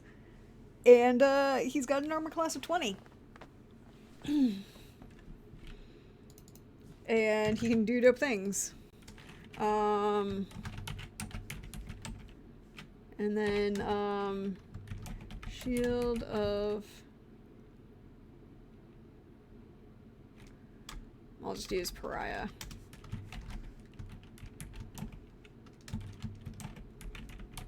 Even though he isn't really, it's not gonna, you know, we'll just call it a shield of protection. What? And this is the place, this is the balance between the two other leaders of the privateers. Yeah, that's the thing, is like the whole privateers are, there are technically 18 of them, and I'm only making 3, which are probably going to be the most important for stats wise. This person is chaos waiting to happen. Caldrake! Caldrake! Did you not see Pilter? Pilter is a storm sorcerer. Or no, this is the Tempest cleric. Pilter is the Tempest cleric with a rod of absorption and a mace of warning and +2 splint armor. That's the one we're messing around with. And then Enic, she is a sorcerer. She's a storm sorcerer with a wand of the war mage, a ring of protection, and a cloak of protection. I have no shame in building NPCs that are going to be very, very dope. Hit points. 242 hit points. There's a 40... And this halfling has a 40-foot move speed. This halfling has a 40-foot move speed. With a 20 in strength, and 18 dex, and 18 con, and 11 in intelligence, a 12 in wisdom, and an 11 in charisma. They have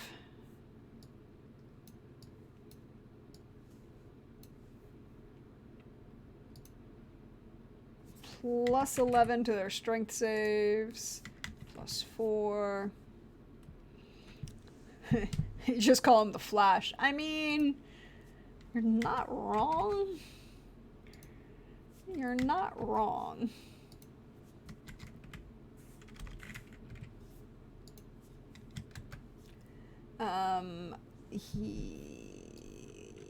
They have resistance to lightning and poison. Their bonus actions, reactions, they're not a spellcaster. Resistance, lightning, poison. They have dark vision. Did we get? Oh yes, and they have dark vision. They're a halfling with dark vision. Dark vision for 60 feet. Because that comes from the Belt of Elvenkind.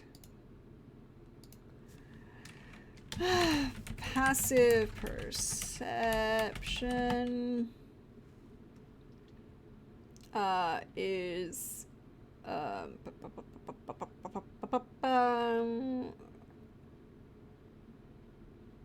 17. Passive investigation is 10. Passive insight is 11. They speak Common, Dwarvish, and Halfling, which all makes sense because, you know, the dwarf. These are the two major cities of the dwarves, Darasov and Posilov, and then down here is Navalov. But Darasov and Posilov are the two cities of the dwarves that become part of the empire. Proficiency bonus is a +6. And I was going to tweak something else.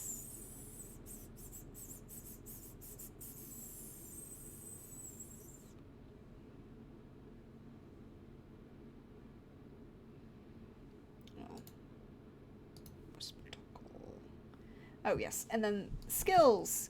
You has a lot of them. He rolls at advantage, or they roll at advantage, excuse me. +1, +10, +1, +0, +11, +6, +0, +1, +0, where are we at? We're on investigation. 0. I'm going to switch the intimidation and use the alternate intimidation rules so that you can get a +5 from strength versus charisma, which I think makes sense. Investigation, +1, nature.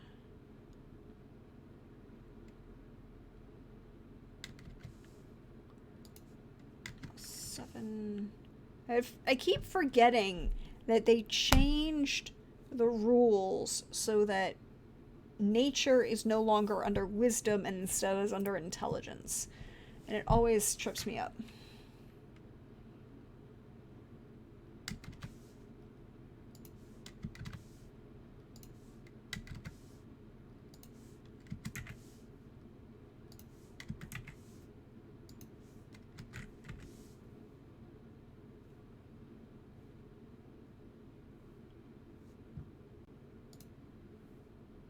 Okay, so actions. First things first. Our attack actions. We has a trident. +3, which is an attack. Which is a melee attack with a 5-foot reach. To hit is a +14. It could be a ranged or thrown weapon, which is very interesting. One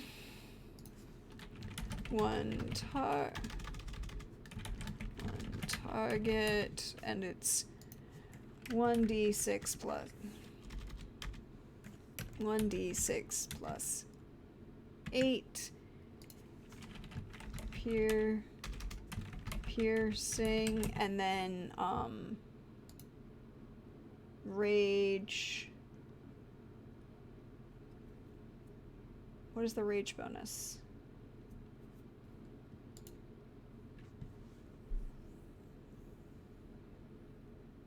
Advantage on strike attacks and 6 saving throws. You make a value attacker. Gain a bonus to the damage roll that increases as you gain levels in Barbarian. Shown on the rage column. Okay, so rage is +4. +4.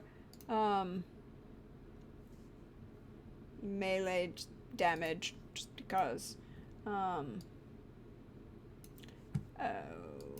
Okay. Okay. That wasn't what I wanted. Alright. Hide.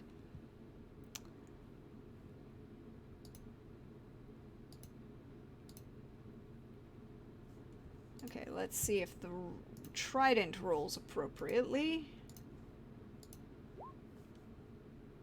What? 2 9s. That's not right. There's something wrong in the math. Oh. +14, not +4. Let's try that again. That's much better. I was like...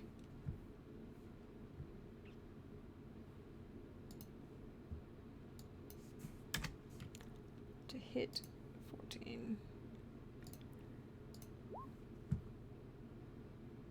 Yeah, there we go. Hello, welcome in, Drygold. Hope you were following. Yes, it is a very nice map, actually. This map was done, one of my wonderful players for the game that we're working on building NPCs for right now, drew this map, based on my very impressive artistic rendering in Roll20. Isn't it impressive?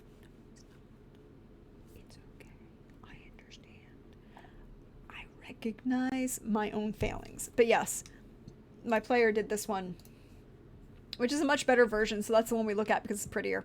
Alright, so now I figured out how that works.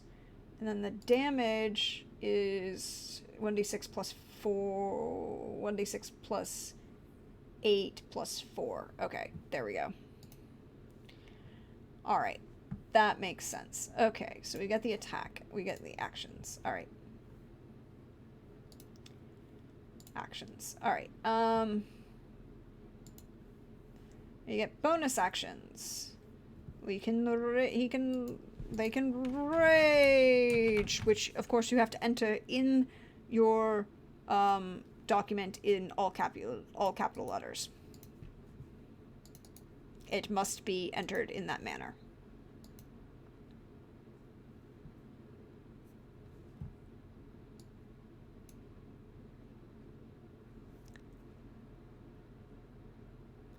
See, Crit agrees. It's we still like the map, but it is much better rendered by somebody with professionals. The difference, yeah, it is the difference between an on-the-fly map, well, in the woods, versus a downtime map crafting. Pretty much. Or an on-the-fly map with people watching you trying to do it with a mouse. And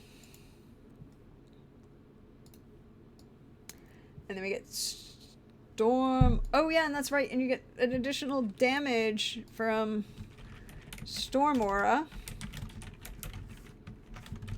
C. Gain a 10-foot area effect when you start your rage. So let me see this.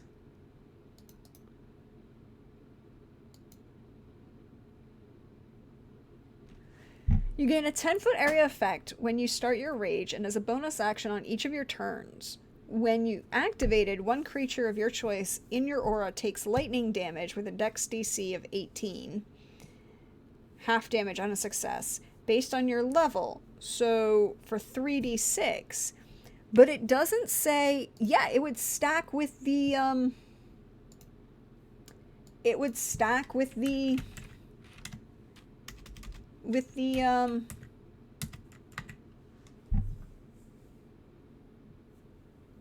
trident damage. Inherently. That would just be dope. So, let's try that again. So, 29 to hit. 9 piercing plus 17 storm damage. Plus 13 storm damage plus 4 rage damage. Lightning damage. So 17 lightning, and that would be dope as hell.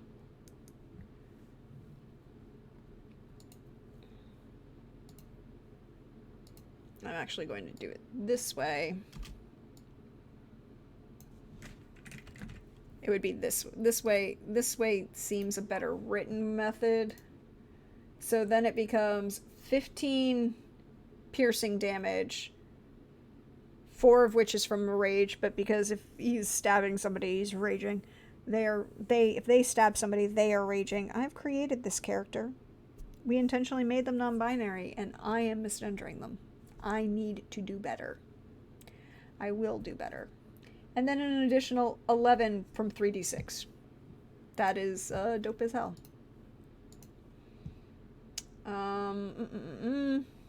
Reactions, Raging Storm.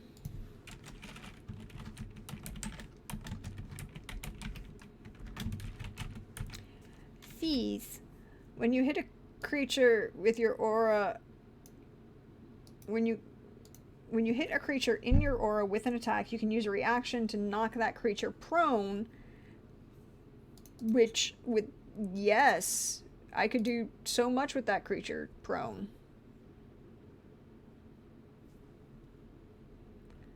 Okay.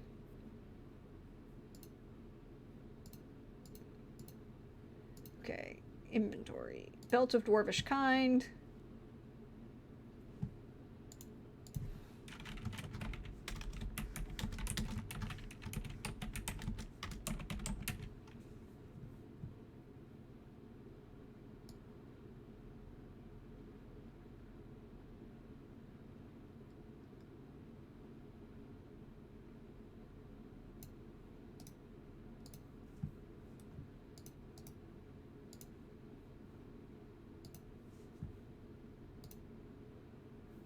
We have the shield. You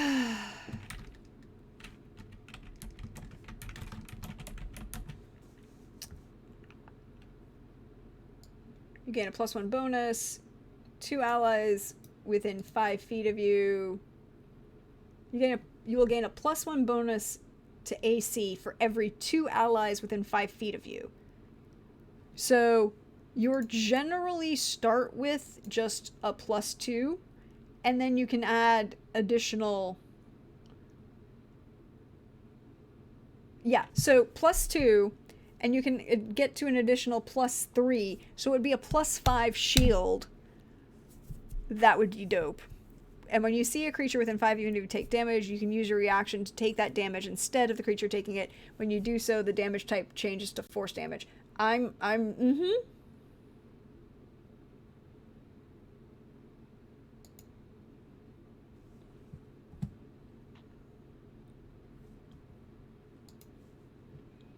Oh yes, and swimming. Just keep swimming, just keep swimming. Moving along.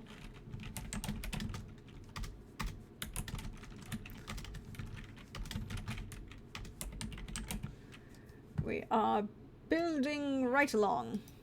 Don't piss off this NPC. A lot of these NPCs apparently fall into, according to my players, just don't piss them off.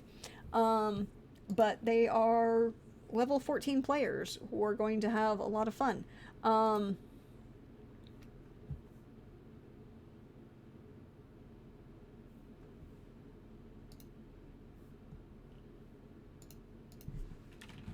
Reckless attack. First attack on your turn, you can decide to attack recklessly, giving you advantage on melee.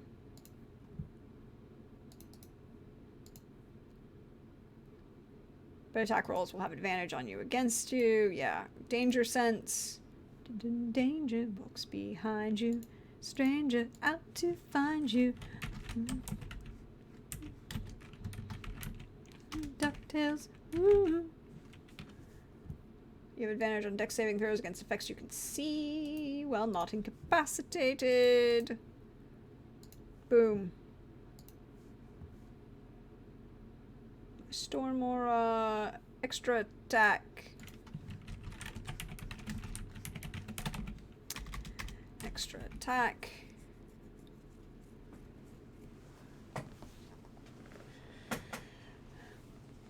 Privateer's national song is DuckTales. I mean, we haven't figured out the national song yet. They're still figuring life out, really. It's been a while, I understand, but...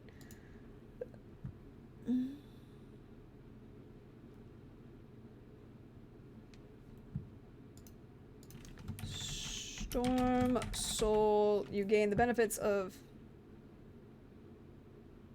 Wait, did we give him a ring of swimming? Did we give him a swimming ring? Yeah, okay. We're gonna change that out and give him something else. Give them something else. Because they already have a swim speed. They have a swim speed from their class.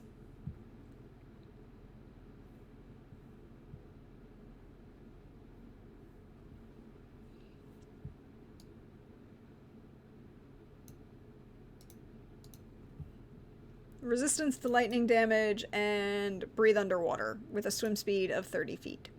So we'll find them some other... Well, they still have 3. They have the belt and the trident and the pariah's shield. They don't need the swim speed, the ring, so we're fine. Feral Instinct.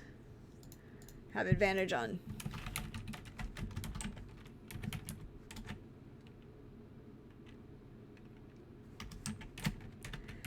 Advantage on initiatives rolls. You also can't be surprised at the beginning of combat, but not in...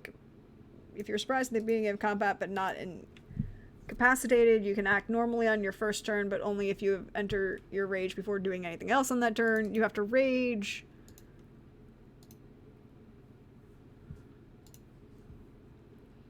And you get a brutal critical. Roll 3. This is fun, right? Brutal critical. You can roll 3 additional weapon damage dice when determining the extra damage for, you know, you roll 3 instead of 2. 3 additional weapon damage dice, so technically it would be 4 total.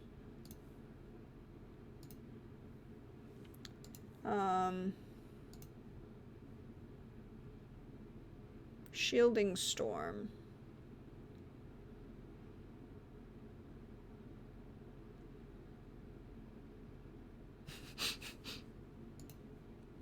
So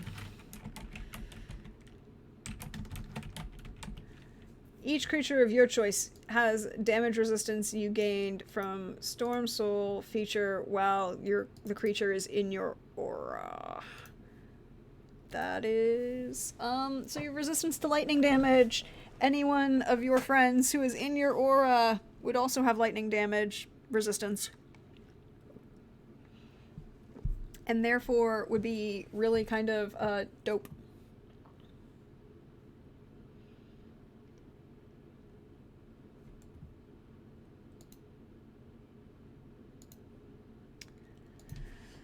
Relent.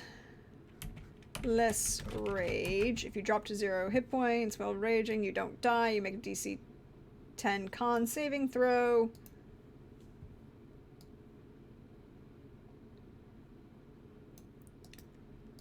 If you succeed, you drop to 1 HP instead. Each time you use this feature after the first, the DC increases by 5. When you finish a short rest, or it resets to 10. Very nice. Very nice. Oh yes, persistent rage. Persistently raging. Not just relentlessly raging, persistently raging. Persistent rage. Your rage ends early only if you fall unconscious or if you choose to end it, as opposed to, you know, losing, not getting hit that round. Or making an attack. You has lucky.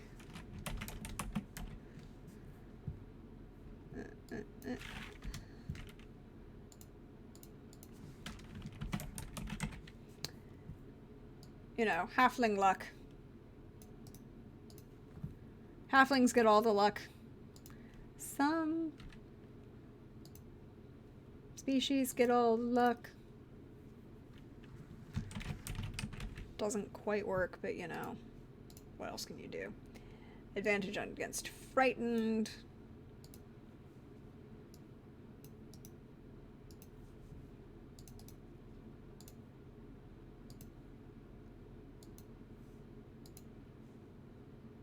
Halfling Nimbulus.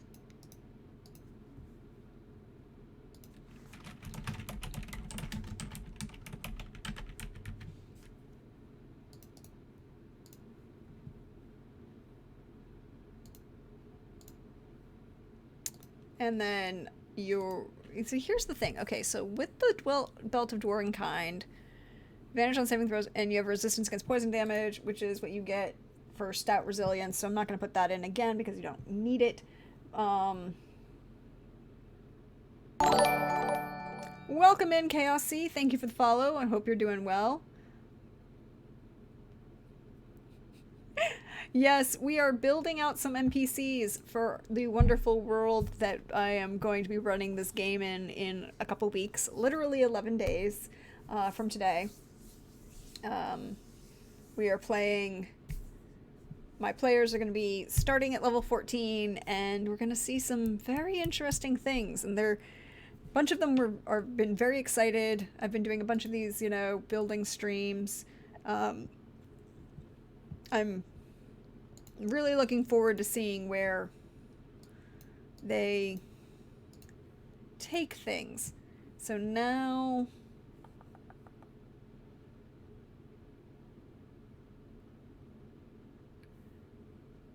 Yeah, okay. Squat nimbleness, because I get the advantage against acrobatics.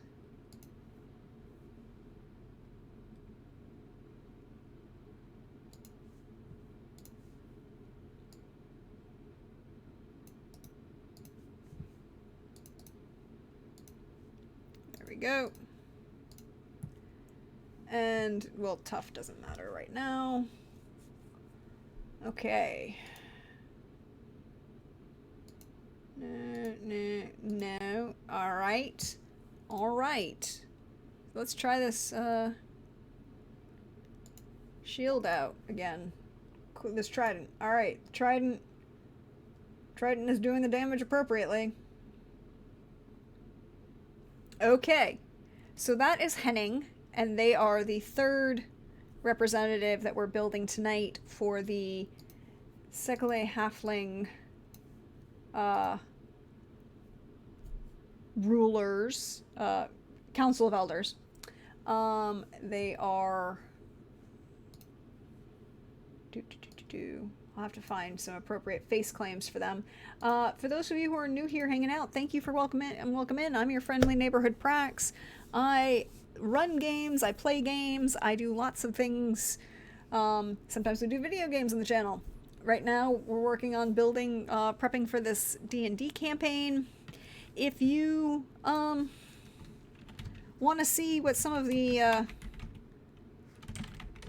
NPCs are going to look like, I've already prepped up the NPC doc, or started to, for this game. One of the things I do for every game that I run is I prep a document like this and I share it with both my players and with you at home. That way people know who the face claims are and what they're talking about, and helps people remember, give them a little bit of taste of what they're looking at, and gives them a good link in. But now it is just about 10 of 12, and I think this is a good place. We've just finished the last of the halflings. We have to do the orc territories and then eventually Yoraba, which is down here. I think what we're going to do now is we're going to take a short break, about 8 to 10 minutes, stretch, refresh, water, bio, all of those good things. Ooh. Crack your neck so they're not stiff. And then come back and see if we can't do at least a couple of the orc territories tonight. So I'll be back in about 8 to 10 minutes. We'll see you in a few, everybody. Bye.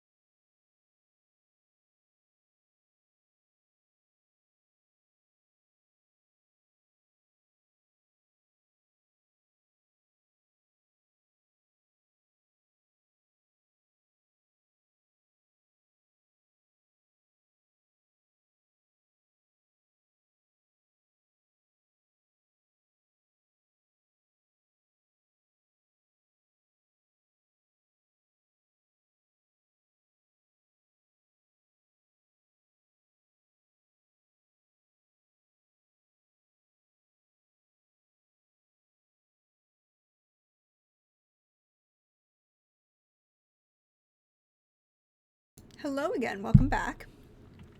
Hope you're refreshed, you stretched, did all of that good stuff. Ready to dive into the second half of today's planned actions. So we finished Sekele, we finished Varum, Novigur, Cortel, Saling, Tenerique, Wallaba. So now it's time for the orc territories. And I guess now I should put up a poll. I had almost forgotten to put up to do a poll. And I think the question is going to be, which of the 4 orc territories should we start with? And I think we're going to do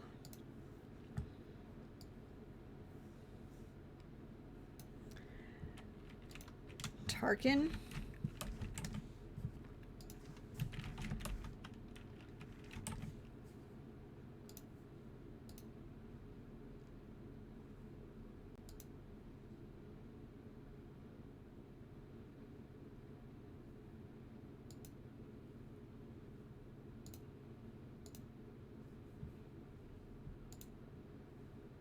we should do Utkan. I'm going to put the poll up and we'll figure things out.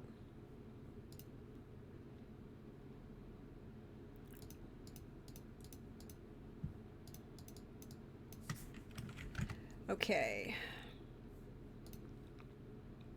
What have we got next? Tarkin, Utkan, and Durakan.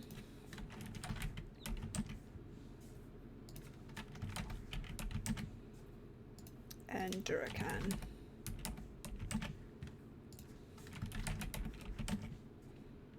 Okay. Done. Start poll, and for 3 minutes. So, Chaos C, welcome in. This map is, again, this is the map that I did on stream. With a mouse. You can't see it because the pole is in front of it. If I move the pole for a moment, you can see my glorious map. It's glorious, isn't it?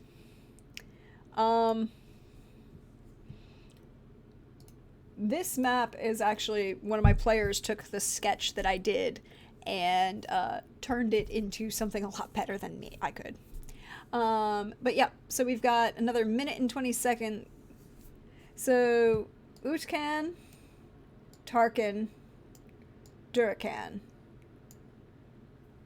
Octan would be the last one we do, so it's north, middle, south. Utkan, Tarkin, Utkan, and Durakan. All of them are, hey, sometimes you choose random. And that might be the answer to the poll, because we got 48 seconds left. 45 seconds left. We need a tiebreaker. Somebody make a tiebreaker.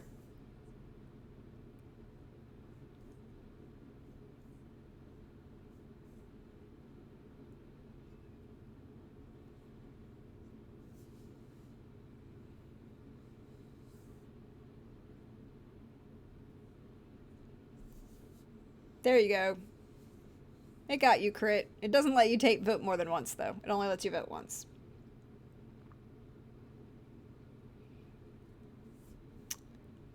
And then it's going to hopefully just end itself. Close poll. Complete. So we're gonna go to Utkan. Crit says, I trust Hawk's randomness. Okay. So, folder, Utkan. Alright. And in Utkan, we have... I mean, perhaps you wanted to go somewhere in particular. I offer options. Let's go to the Utkan Orcs. Utkan enjoys a thriving smuggling business with Wallaba, and the close borders between the two nations ensure that there is a relative acceptance of individual orcs within Wallaba. Utkan is also known as a safe haven for women of other species fleeing oppression in other nations. Orc women have always had more power and influence than in most other nations. Utkan Orcs are currently led. The Utkan Orcs are currently led by Regent Sezen Longbow after the death of her husband, until her son Urtem comes of age. Widowed young, Sezen has maintained control of her nation by being known as both a ruthless warrior in her own right and a devout follower of Praxilus the Just. Her husband died 5 years ago, and her current son is currently 7 years old. So we're gonna make Regent Sezen Longbow of the Utkan Orcs, and I'm going to go ahead and put her in the dock because I know exactly who this is. I have perhaps been planning her appearance for a while.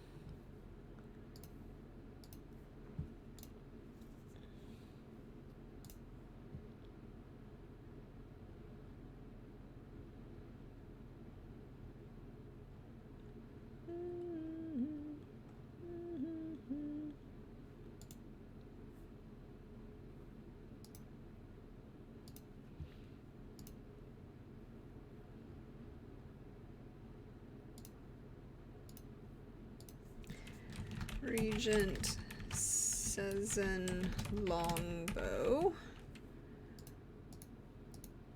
Paste. Copy. Paste. There we go. Alright, so now she's already in the dock. We are going to need a character sheet for her, however.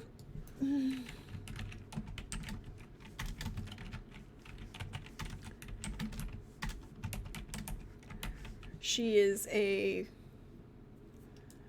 strong individual who was, is able to rule her husband's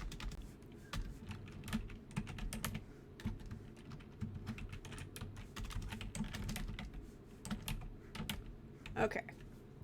So, we've got this. We know she's a ranger. But I think actually she's a paladin. She's a paladin of Praxilus. And she is going to have the Outlander background.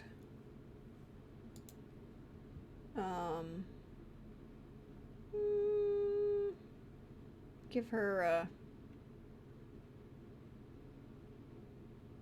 pan flute. Come back to the languages. Equipment. Delete.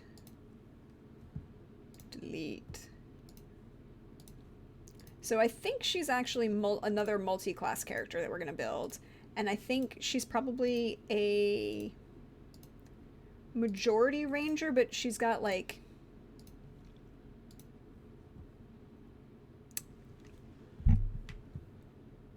spellcasting, whatever, I'll come back to that. So change race. She is an orc. The orc territories, and when I play, the way I play my game is the orcs are, were a race, a group of elves that were when the evil wizards were attempting to win a civil war in the old empire in Arabia, like we've talked about before. They used a bunch of chromatic dragons to cause a super volcano and destroy the continent. But amongst that, they also took a bunch of elves and transformed them into orcs. None of these characters are, there's no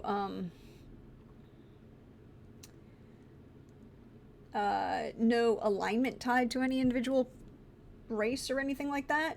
But they do have a a species rage.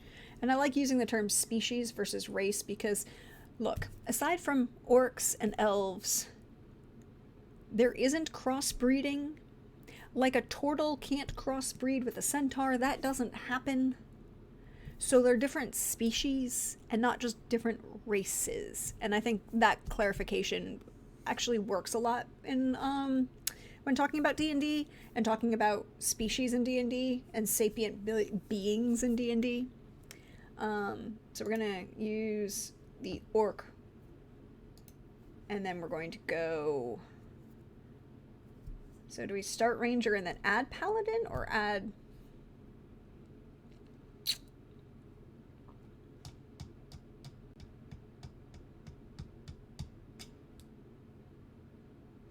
Well, first we have to roll stats, because we know that D&D Beyond is not liking us for stat rolls. So we're going to roll stats first.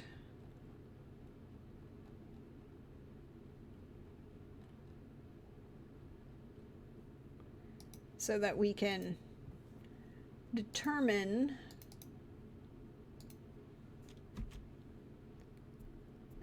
no, not with a 7. I'm going to re-roll those. No. Roll 4d6, keep 3 once, twice. No, I'm just gonna roll all the stats again.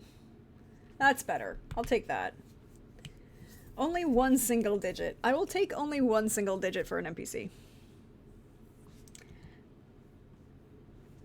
So, 17, 15, 15, 9, and 10. Okay, so why don't we start Ranger?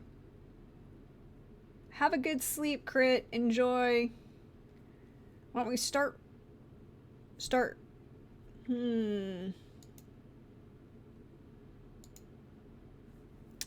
we're gonna go total of 18 levels. So why don't we do 14 Ranger.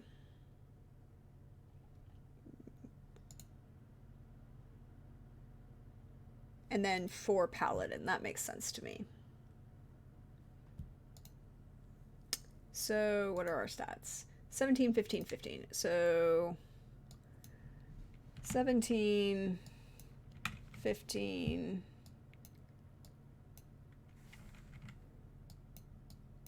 15,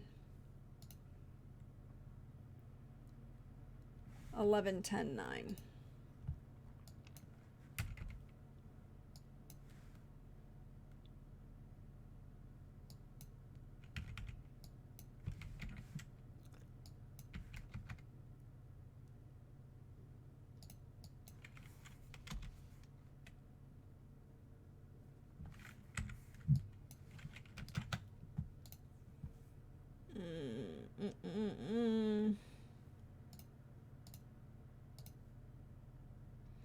Okay, so I'm gonna bump intelligence, strength, and then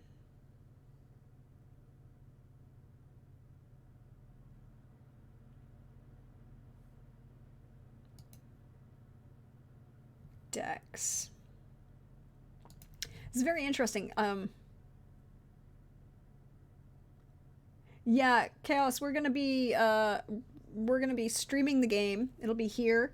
And if you can't watch us live, you can always catch up with VODs on YouTube, because I put them up usually within 2 days of the stream, but sometimes I go a couple longer, but I try to stay on top of things. And then, nope. Add another class. Okay, so what do they need for Paladin? They need a dex of 13. Okay. Well, you know what? I'm just gonna tweak their stats, because I can do that. 13, and then bump Constitution to a 14. There.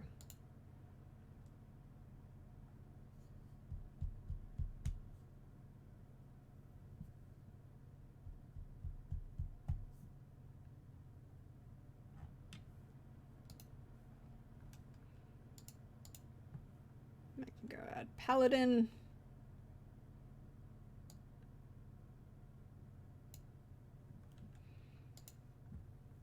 And then take 4 levels in Paladin. Yes. So Ranger. They're going to get athletics and survival from their background. I think we go perception, insight, and investigation for their proficiencies because, you know, she is ruling in her husband, you know, she's ruling her own land, ruling her lands. She is ruling as regent, but, you know, no one is challenging her, so that makes her powerful. Her favorite enemy at level 1 are humanoids, and they are humans.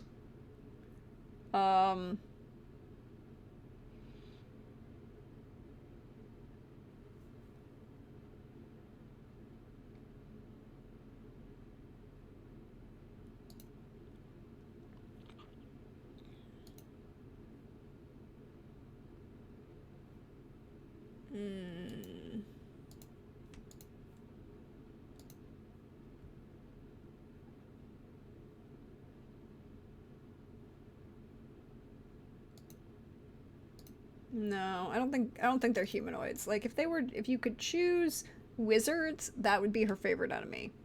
But instead we're gonna choose apparitions and take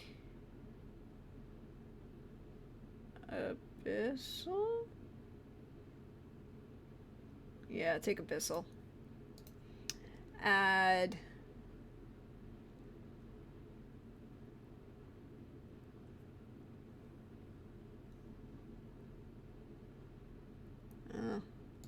add humanoids and then take humans and then add dragons and add draconic.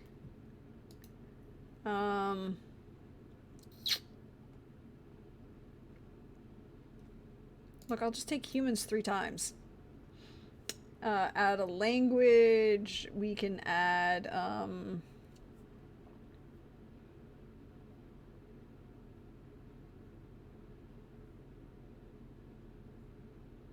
infernal. There we go. Because really, the favorite enemy is technically going to be wizards. Because orcs don't like wizards.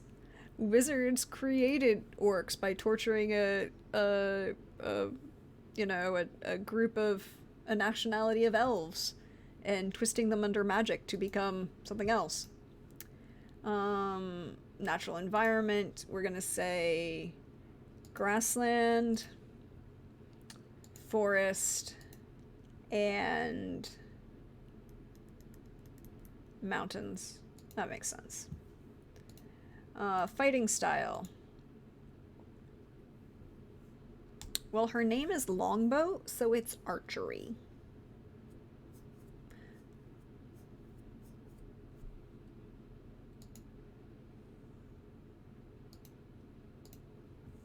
Ranger archetype. Now, here's where things get interesting. Do we go hunter or beastmaster? Because I almost want to go beastmaster or hunter.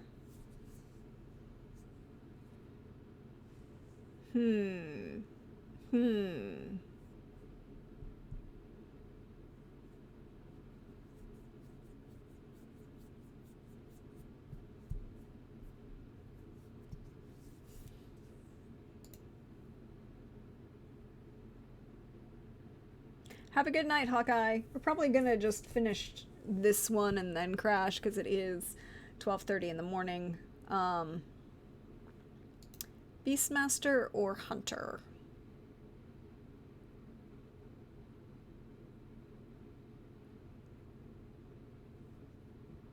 Let's go Let's go hunter. I like the idea of hunter. Hunter's prey. When you hit a creature with a weapon attack, the creature takes an extra 1d8 damage if it's below its hit point maximum. You can deal this extra damage once per turn. Colossus Slayer, Giant Killer. When a large or larger creature within 5 feet, Horde Breaker. Once on each of your turns, you may make a weapon attack. You can make another attack with the same weapon against a different creature that is within 5 feet of the original target and within range of your weapon. Oh yeah, so it's an extra attack against an extra target. I think Horde Breaker makes the most sense here. Now, let's look at abilities and figure out what we want to tweak. Because we're gonna... Well, let's bump Wisdom and Charisma, because those are going to be the two...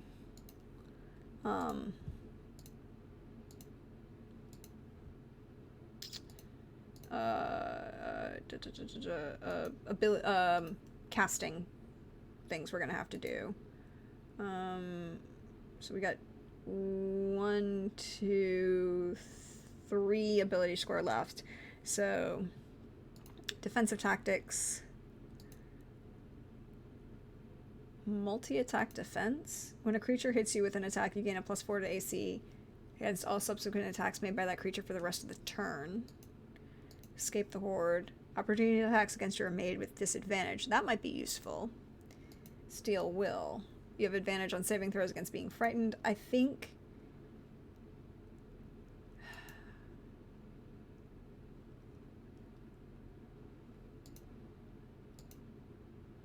I like the opportunity attacks are made at disadvantage. Let's see, what have we got? So 18 Wisdom, 16 Charisma. Let's boost Dex. Yes, with much with the Dex.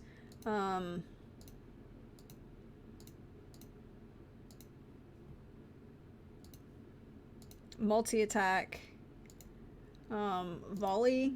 You can use your action to make a ranged attack against any number of creatures within 10 feet of you point. You can see you must have minimum ammunition for each target as normal, and you make a separate...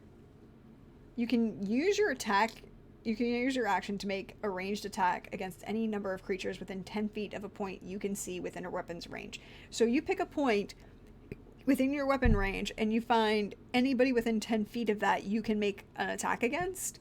That's really kind of cool.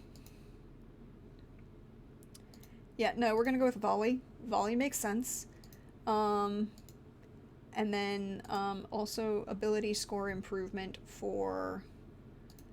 let's go. Con, I think, is where we need to go next.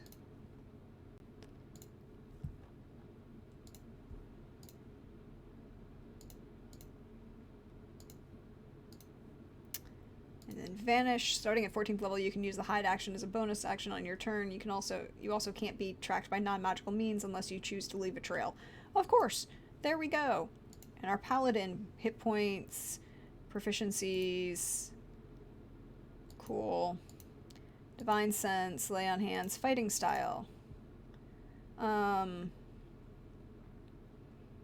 Blessed Warrior, what's that? You learn 2 cantrips from the Cleric spell list. Whenever you gain a... No.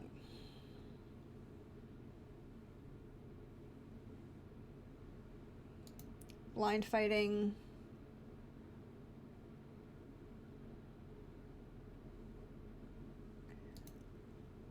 Defense. While you're wearing armor, you gain a +1 to AC. I like that idea because you can even... It doesn't say which kind of armor. It just says armor. So we'll go with defense. Maybe... It's not dueling. It's not great weapon fighting. Interception. Yeah, no. It's got to be defense here. Divine Smite, Divine Health. Sacred Oath. So I'm thinking going Oath of Ancients makes sense here, right?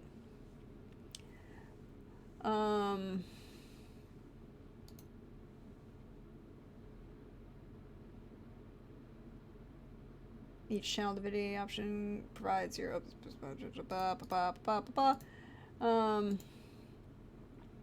you can use your channel divinity to invoke primal forces to ensnare a foe. As an action, you cause spectral vines to spring up in reach for a creature within 10 feet of you that you can see. The creature must succeed on a strength or dexterity saving throw, its choice, or be restrained. I like this. Channel to utter ancient words that are painful for fae and fiends to hear. That's a possibility. Or do we go...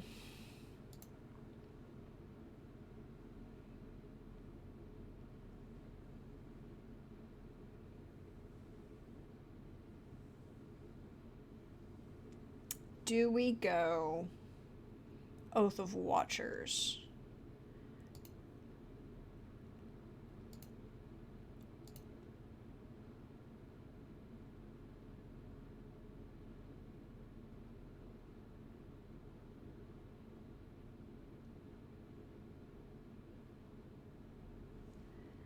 We could go Oath of Watchers. I think that could be a thing. Or Oath of Vengeance. We could go we're probably going Oath of Vengeance. Which makes most sense. Abjure enemy. As an action, you present your holy symbol and speak a prayer of denunciation. Immune for frightened. The creature makes it unless it's immune from frightened. Fiends and other undead have a disadvantage on the saving throw. On a failed save, the creature is frightened for 1 minute. And yes, see that I think that makes sense with what she is. She's probably, you know, remembering of course that the orcs are truly most of them hate wizards. Oath of Vengeance spell, Bane and Hunter's Mark. Well, she already gets Hunter's Mark. And then we could take a feat, or we could do another ability score increase. So we've got... If we take an ability score increase, I would bump... I think we leave the ability scores the same, and then we take a feat. And we take something...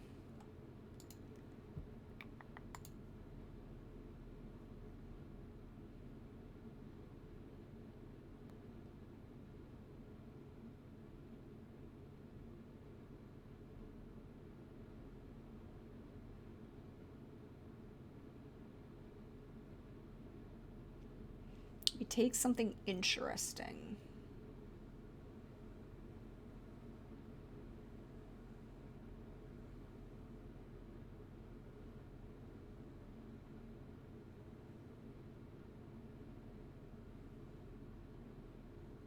We take Sharpshooter.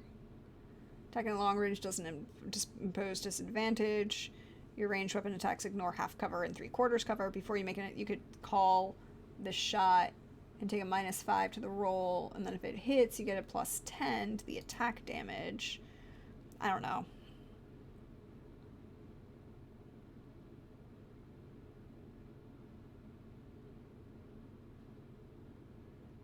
I don't know. I think perhaps we go...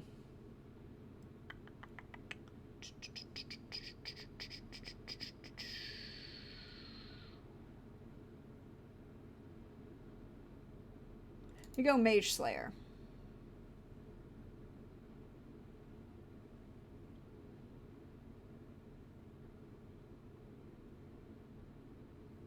We go Mage Slayer, or we go...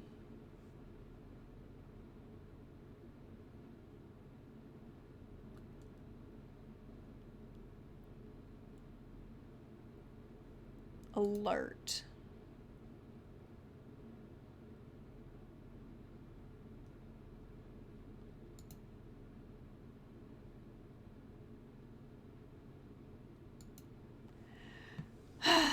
I think we go Alert.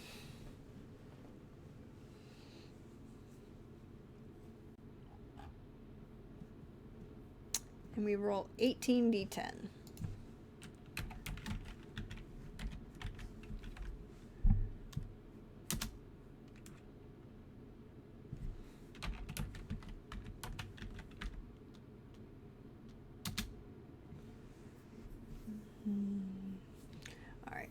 115.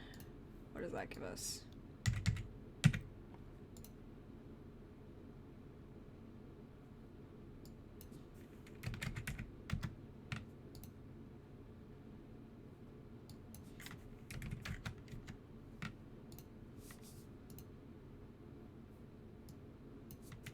$131 to get to 185 hit points. I think that works. 185 hit points. Yeah, because the max possible is 234, so 185 isn't bad. Abilities, we've left that as we wanted. Description, language, Elvish, there we go. Language, also Orc, because we can. Equipment, starting equipment. Leather armor.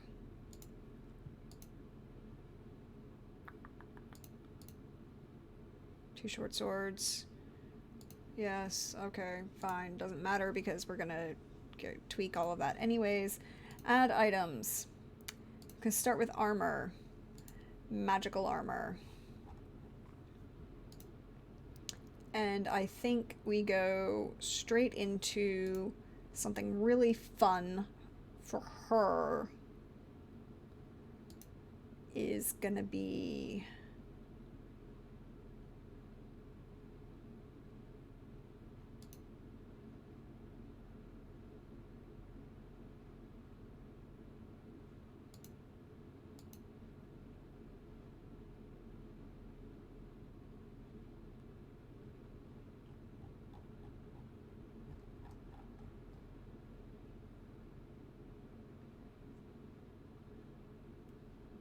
why don't we go Mizian?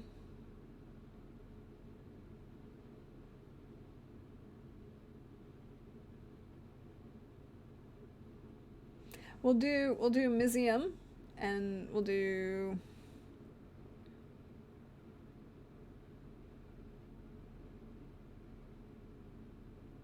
we'll do Mizium, and we'll do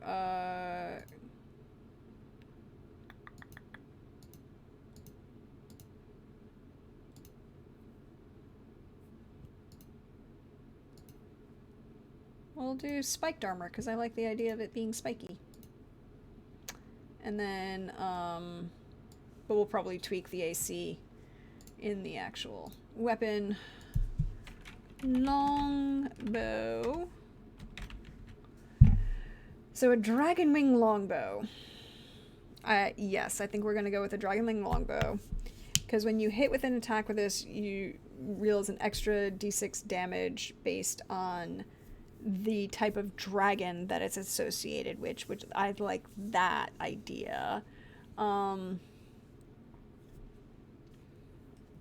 we can do or a +3 longbow, which is a d8. Dragon wing longbow. So a d8 plus a d6. I like. We're gonna get that dragon wing longbow. So we've got the armor, we've got the weapon, and now I think we do a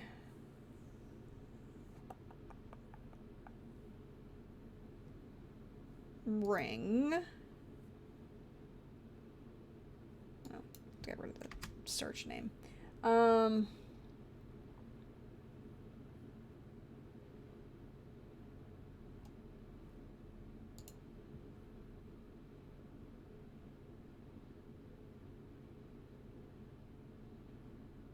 And I think it is either a ring of mind shielding or a ring of protection.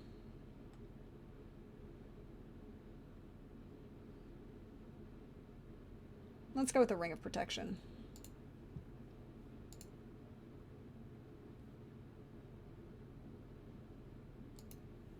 She's a little paranoid about being assassinated for reasons. Yep.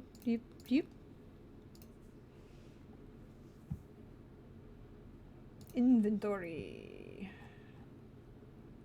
Yep. Doop. Doop. Cool. So 18 armor class. Well, actually, yeah, that works. That works because... Oh, but disadvantage on stealth.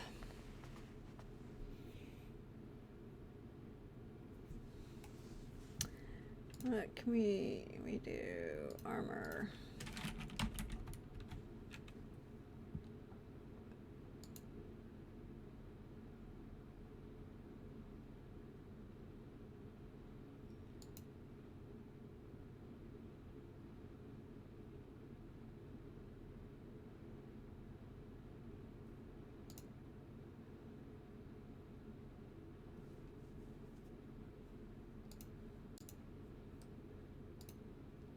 Let's see what that does. So what if we switched from the spiked armor to the scale armor? It's still going to give you disadvantage.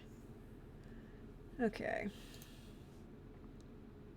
Delete. Delete. We'll go to adamantium and we're just going to make the armor even better.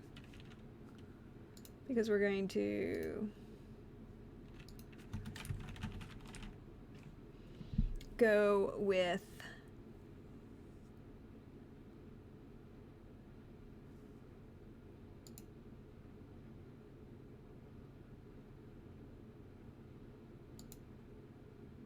adamantine.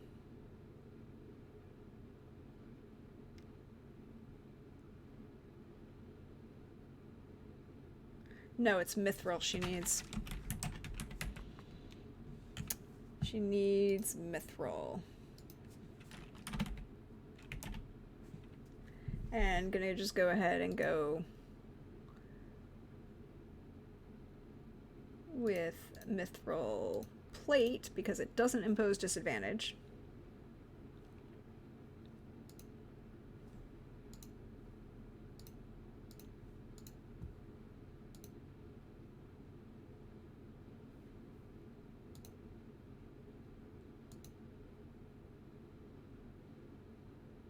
Oh, she doesn't have proficiency in that level of armor. Okay, well, that's poopy. So we'll go with mithril scale mail then.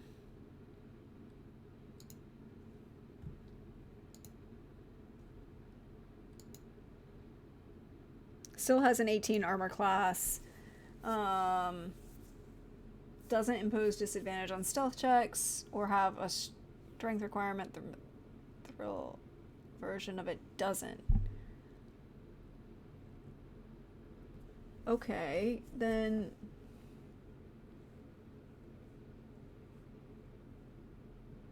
and I'm gonna tweak it because I'm gonna give it a couple extra added things on my end when we're not streaming because of reasons that my players might be here in chat. Because my players have been hanging out with me in chat for a couple days now, so I appreciate that. But where are we? We are... Cool. We're going to import all of this into Roll20, and then we're probably going to call it a night, because it's a little late. Regent, Season, Longbow, PC type, Orc, AC is 18 with scale mail, hit points 185, not 1855, 185. She has 30-foot move speed. She's got 3 16s, a 10, 4 16s.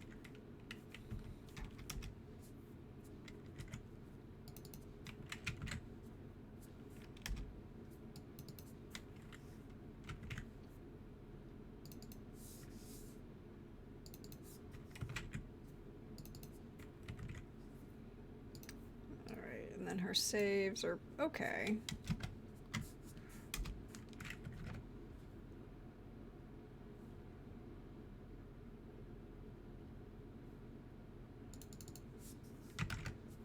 And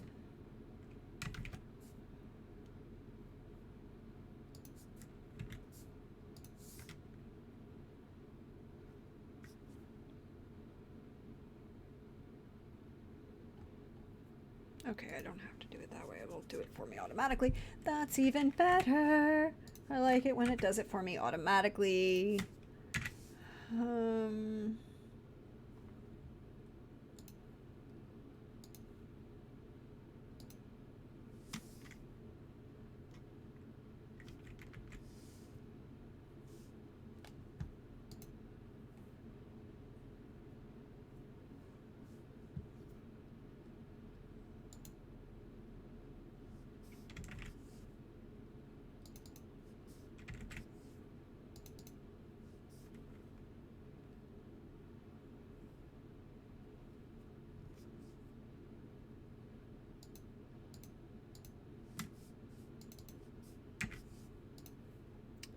So this is complicated. She's just going to use one casting ability because you can't split them in making an NPC sheet in Roll20. So that's interesting to know. Good to know. Acrobatics 3, 4.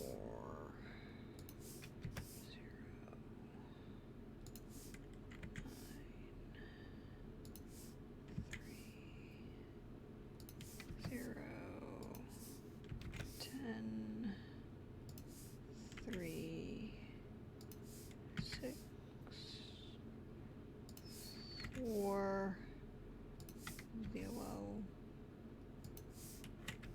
10, 3, 3, 0, 3, 3, 10.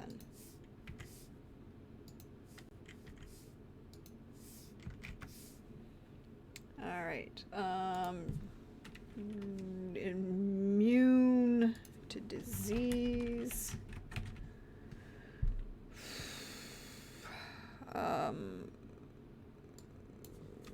Condition immunities, she can't be diseased.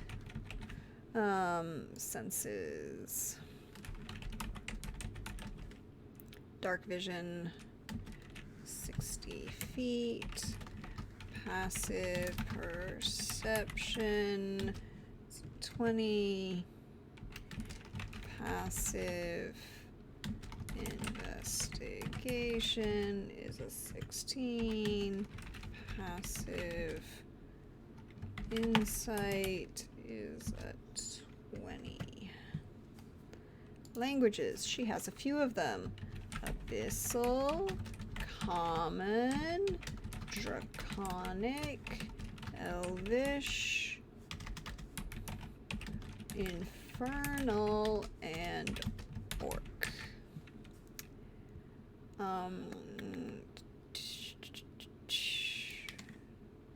Her proficiency is 6, her initiative is an 8.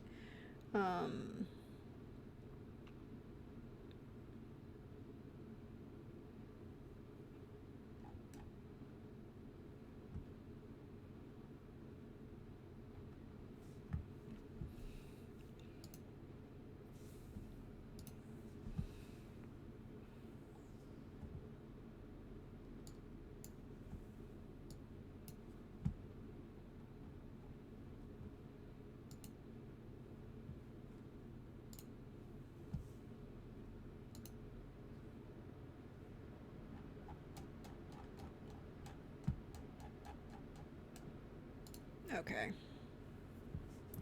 I'll just have to do it this way because I keep doing them that way, and this is the way I'm going to stick with it for right now.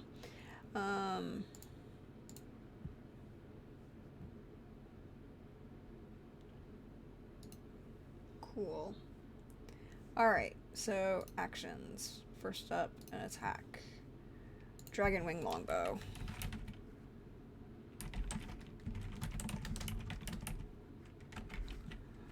It is an attack.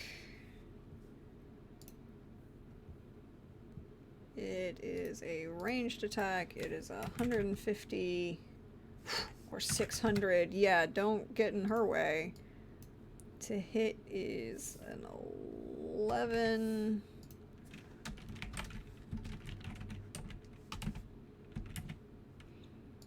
On a hit, it does 1d8 plus 3 piercing.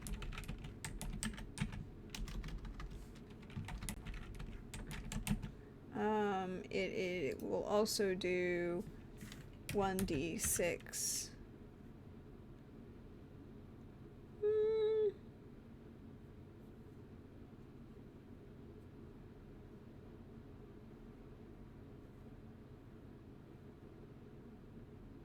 I like the idea of poison damage, right? From this piercing and poison.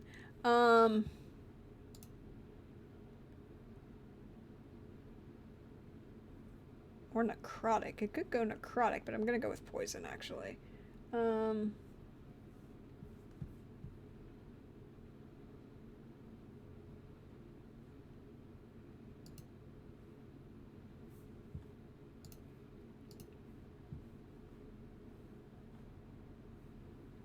Channel Divinity.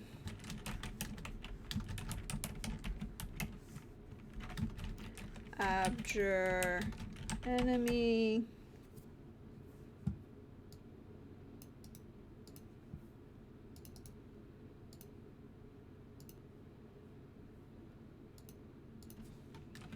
Divine Sense. You can detect good and evil.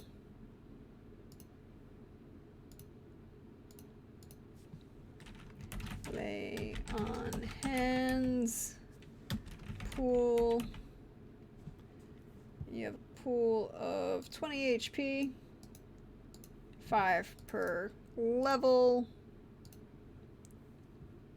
Primeval Awareness.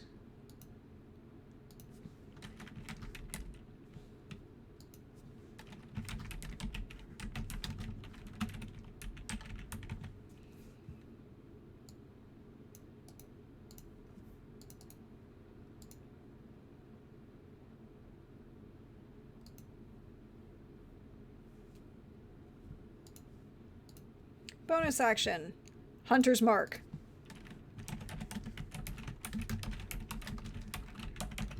Which I'm putting in the section for specifically bonus actions so that, you know, I will remember Hunter's Mark. Adrenaline Rush. Dash.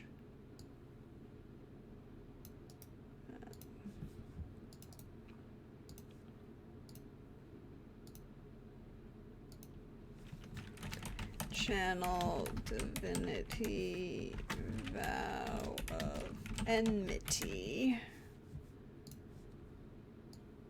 You choose a creature you can see within 10 feet of you. You gain advantage on the attack roll for 1 minute or until it drops.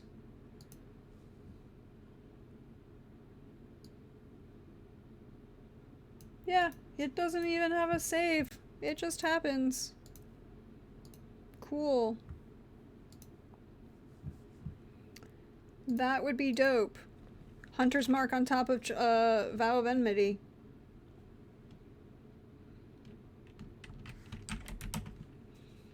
You do that on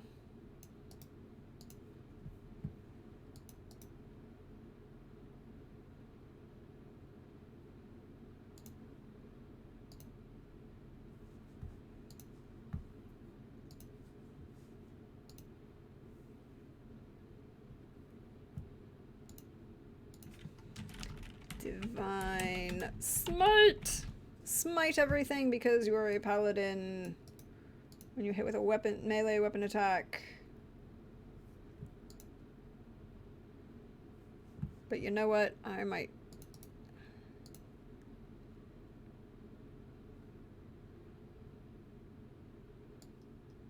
change that. Sezin has the ability to smite with her bow. So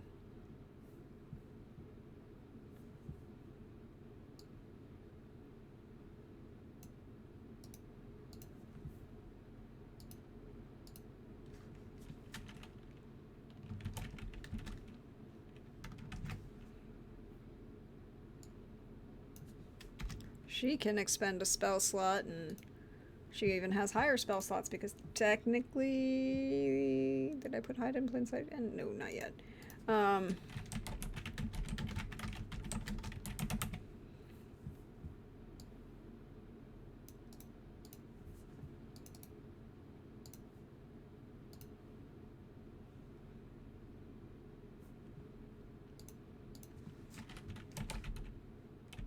Horde breaker. Deal maker.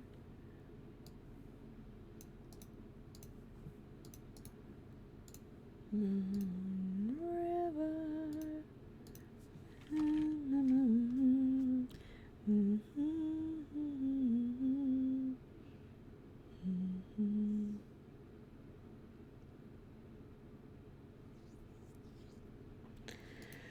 Relentless.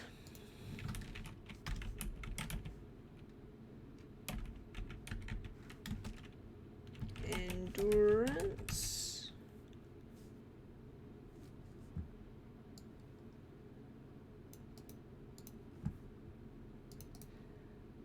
Okay.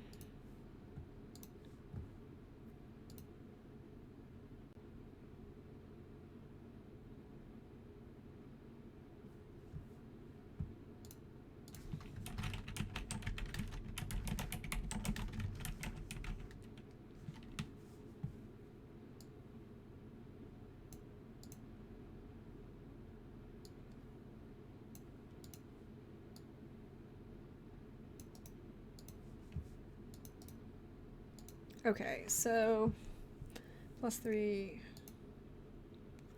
So 14 for the mithril, +2 bonus for dex, +1 armored fighting style, +1 magic bonus. Okay. Actually, I'm going to make it 19 because I'm just going to tweak the fact that they only let you take a limited amount of dex on this.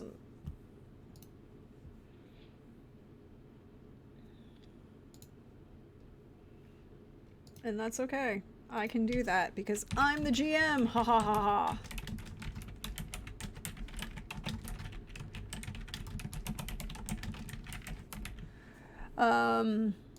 I have that ability because I literally make the rules.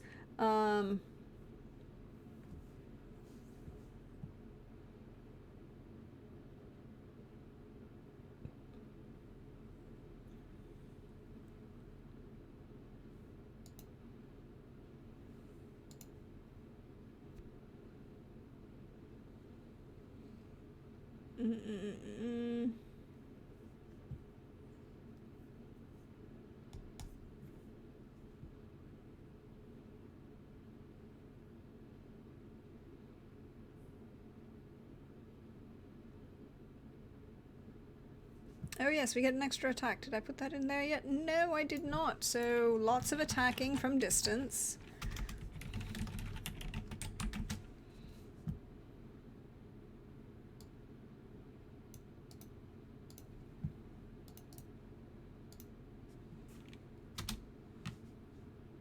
Lots of attacking at distance. And you have defensive tactics.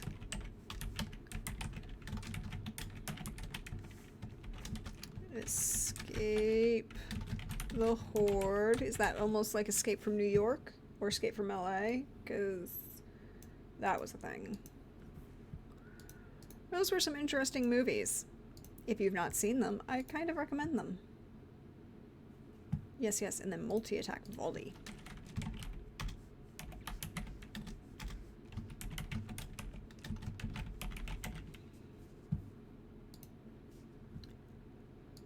So you can make multiple attack actions.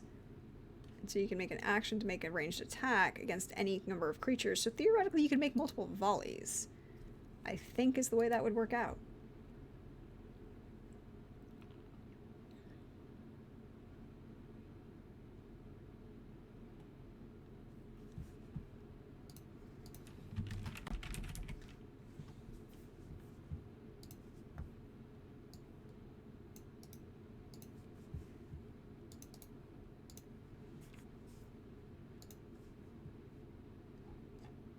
Okay, so we've put Regent in now. We put Regent in. Let's try that Longbow.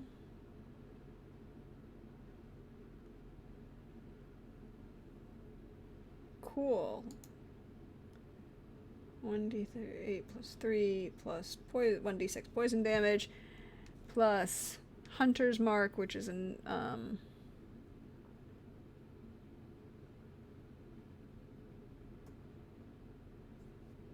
yeah, that could be a lot of damage.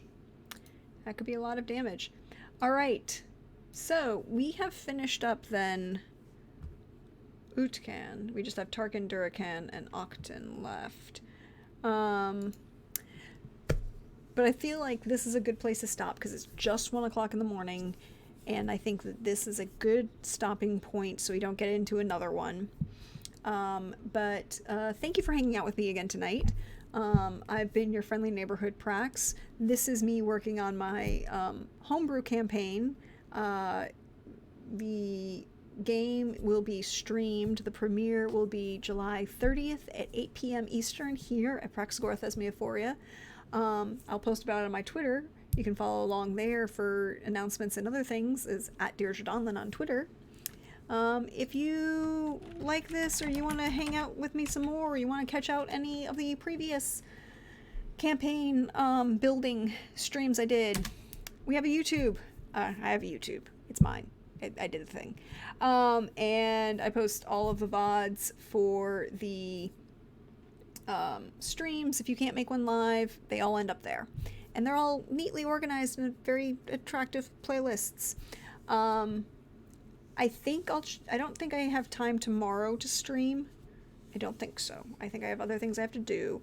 But Thursday, tomorrow night at 8 p.m. Eastern, Wednesday, 8 p.m. Eastern, 9 p.m. Eastern, 8 p.m. Central, we are back with episode 4 of The Long Retreat. We are in retreat. We be running. And then on Thursday at 8 p.m. Eastern, we will have the season finale of Mekton Corporate Raiders. So the other side of the Mekton series, that will have their finale on Thursday. And then I might pop in here or there or some other things, but back for the premiere of A Song of Agapia's Fortune starting July 30th. I can't wait. But we should send some love out into the world and raid somebody because we try and do that.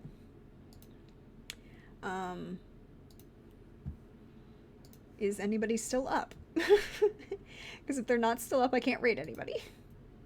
And apparently not. Well, I can't raid anyone tonight. So all of you have a wonderful, wonderful night. And I will see you on tomorrow night at 8 p.m. Eastern, or 9 p.m. Eastern, 8 p.m. Central for The Long Retreat. Have yourselves a good night, everybody.